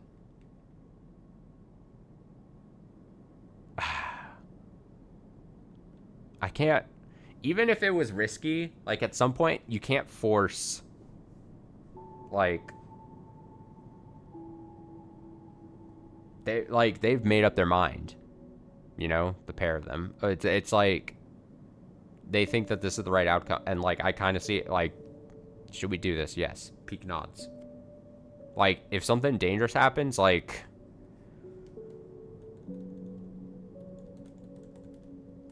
This is the way we're gonna do it, you know? You have to just go for it. Peak nods. Okay then. They squeeze your shoulder. Onward. They slip away to help Esh, leaving you alone to replay the conversation in your head. A certain kind of grim determination settling in the room. Last chance to prepare. Now again, this is all done, right? So I don't have to even...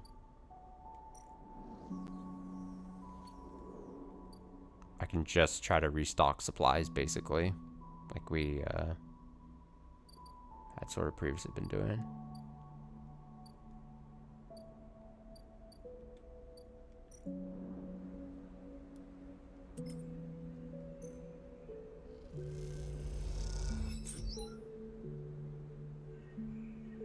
Do random mushrooms.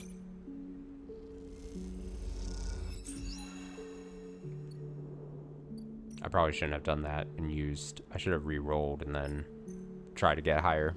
I forgot about re-rolling for a sec. Whoops, whoops, whoops.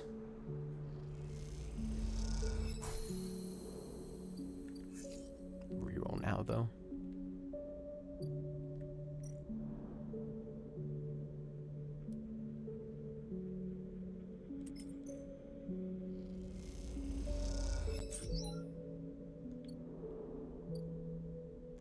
What do I want to do with 3?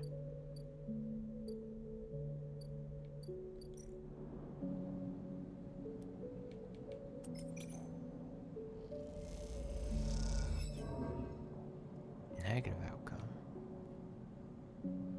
How rude.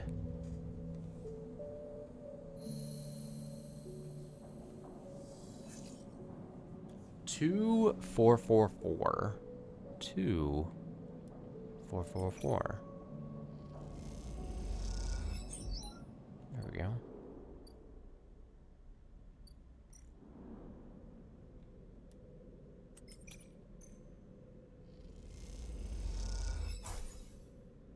Oh.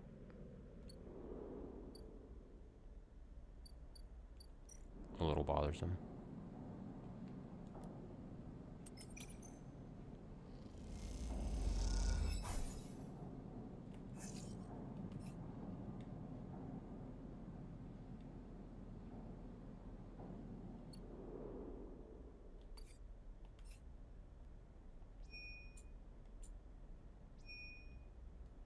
Bring. Bring. And with a 5, I will...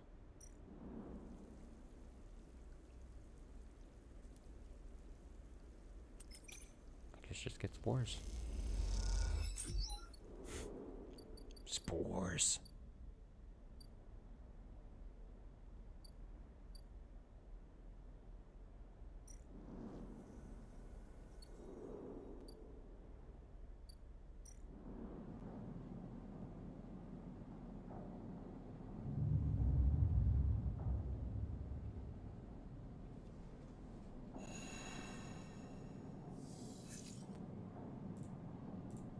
Okay. I'd assume, yep, okay. She's gone, Sleeper. Peek is breathless and shaking. She started the run without us.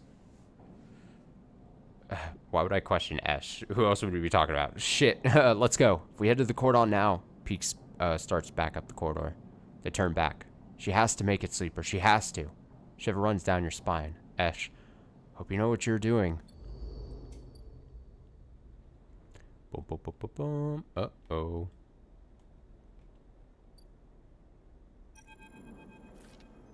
You arrive, frantic and anxious, at the cordon. Peek is nowhere to be seen. Then you hear footsteps hammering on the metal stairway Helen's drone led you through before, the one that leads up to the observation deck. You leap up the stairs two at a time and make it to the top, momentarily blinded by the light pouring into the observation deck. Sleeper! Peek emerges from the light. I know she's trying to protect me, but... It's okay, she chose. But what about my choice, Sleeper? I'm not a child anymore. I can fight for myself. They turn away. There she is. Peek rushes to the wide window, leaning forward to catch a glimpse of the Climbing Briar's blue XPR livery against the black of the void. You spot the Climbing Briar, a glint of blue and white, and beside it, the red glare of a tug's lights. The tug crew went with her. Peek smiles. I knew they'd keep their word. That'll help. Peek doesn't seem to hear you, but the idea of the crew backing Ash up makes you smile. Maybe this thing will work. You watch as the Briar and its tug escort arc down towards the edge of the cordon, demarcated by the red lights of the perimeter system. So far, so good. So far, so good. The Briar will just look like another refugee ship being escorted into the cordon, at least at a glance. Peek grips the rail as Ash reaches the edge of the cordon, that invisible net of sensors splayed between ships and drones. Now let's hope the blind spot triggered. You think back to the mess of systems you had to wade through to set it up, the delicate contingencies you set up to trigger the sensor black out at just the right moment. Without noise, without ceremony, the Briar slides through the cordon. You await the flickering of alarm lights, the swarming of drones, but nothing. Just another cycle, just another ship. Ash is in. Both you and Peek let out a breath you've been holding and laugh. How did she do it? Peek smiles, shaking their head. We did it. Peek smiles wider. Yes, we did. They laugh. You feel a little shaky from the tension, but Peek's ease helps you settle. You imagine Ash, steely-eyed, in the pilot seat of the Briar, searching for a place to dock. Maybe being stubborn has its advantages. You okay?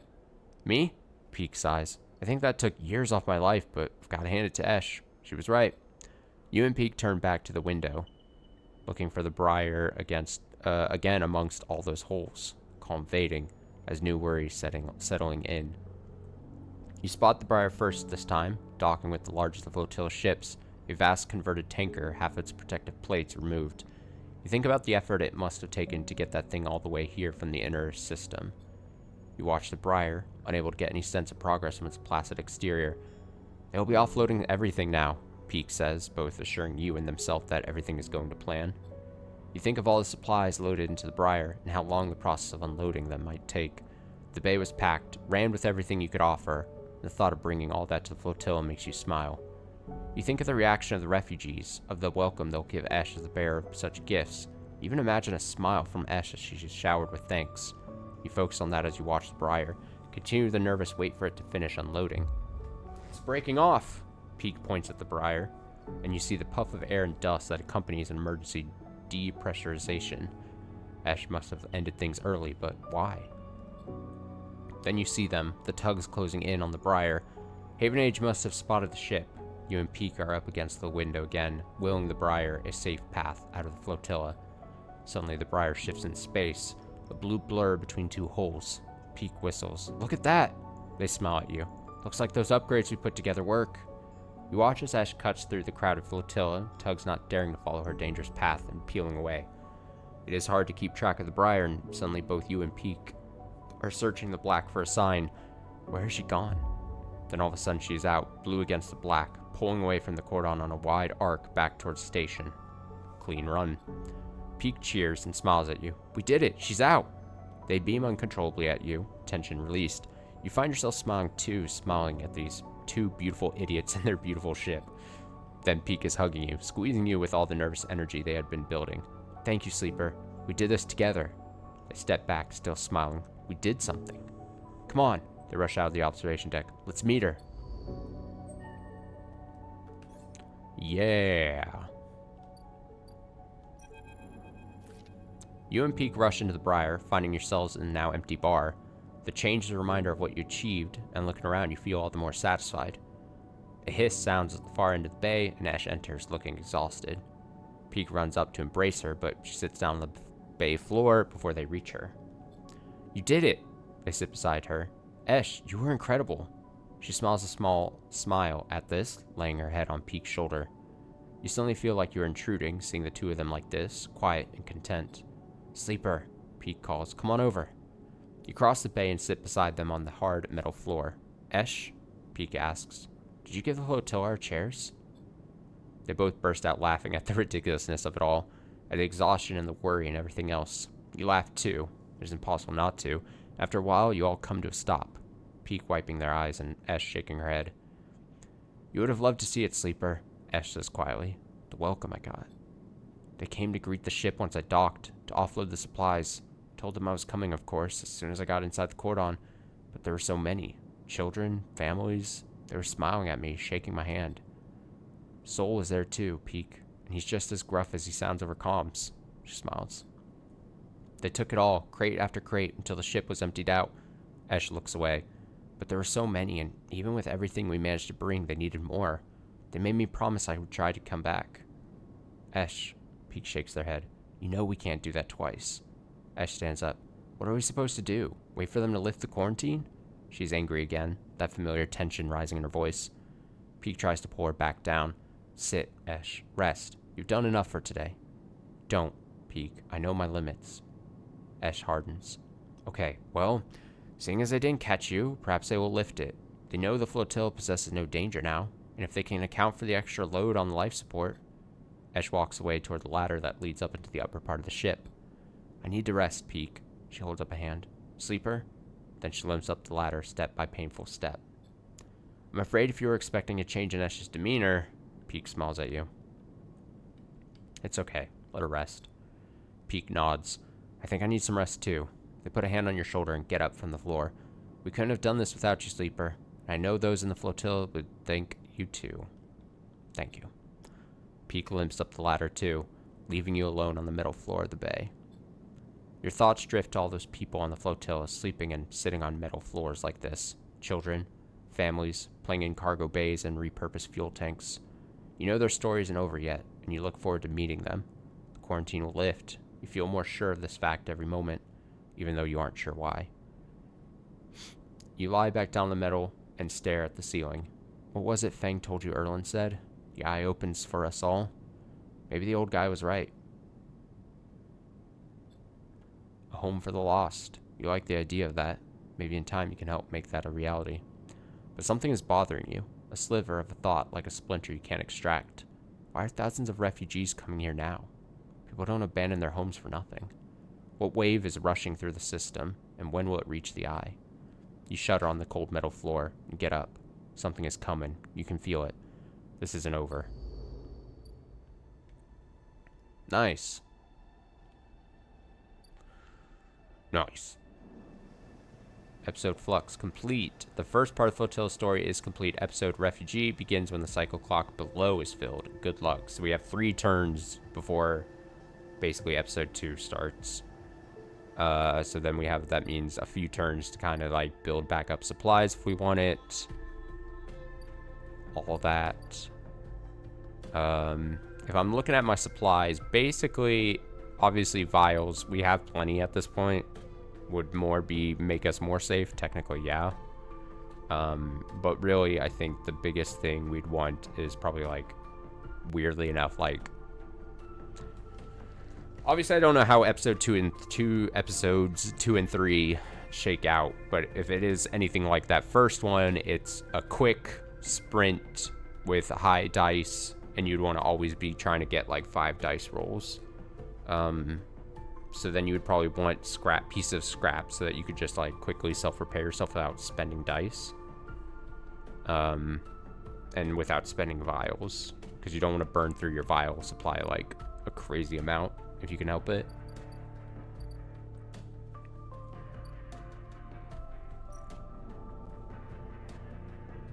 So I'm gonna re-roll. Get some scraps here.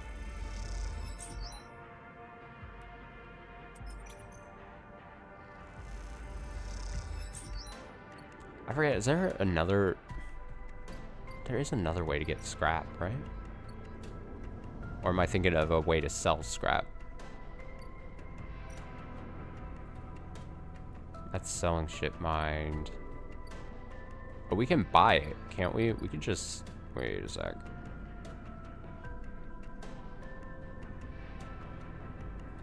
These are ship mine fragments. Do I want to buy ship mine fragments?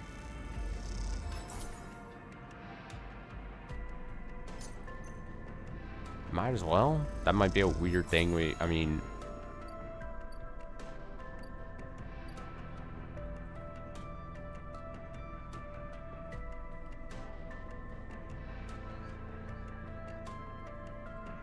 I've never spinned it like that.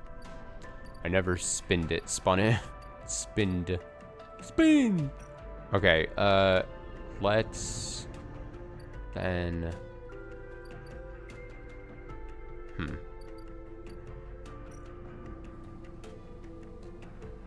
I could see us maybe weird. What if we need like a lot of money for something?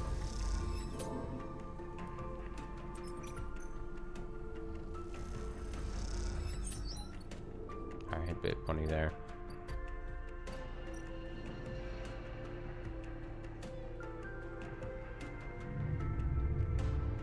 Alright, so we'll finish. We'll break here from Citizen Sleeper 2. I did want to like get at least like an hour and a half or 2 hours of the other new game here to start on the channel. But we'll finish this DLC stuff sometime this week. Probably get into it back on Wednesday, and then if we don't finish it Wednesday night for whatever reason, finish whatever's left on Friday night before starting Silksong, as I said earlier. So then that will, you know, we'll finish this in Sleeper 1 here for sure sometime this week. Assuming nothing happens to me personally, like Wednesdays where I can't stream or something. I'm gonna set up the BRB, take a really quick, just a couple minute break, and then I'll be back, and then we'll start get a new game started. Something that'll be probably running alongside Silksong basically on the channel. So Very quick BRB. Get that set up. Be back shortly. Give me like 3 minutes.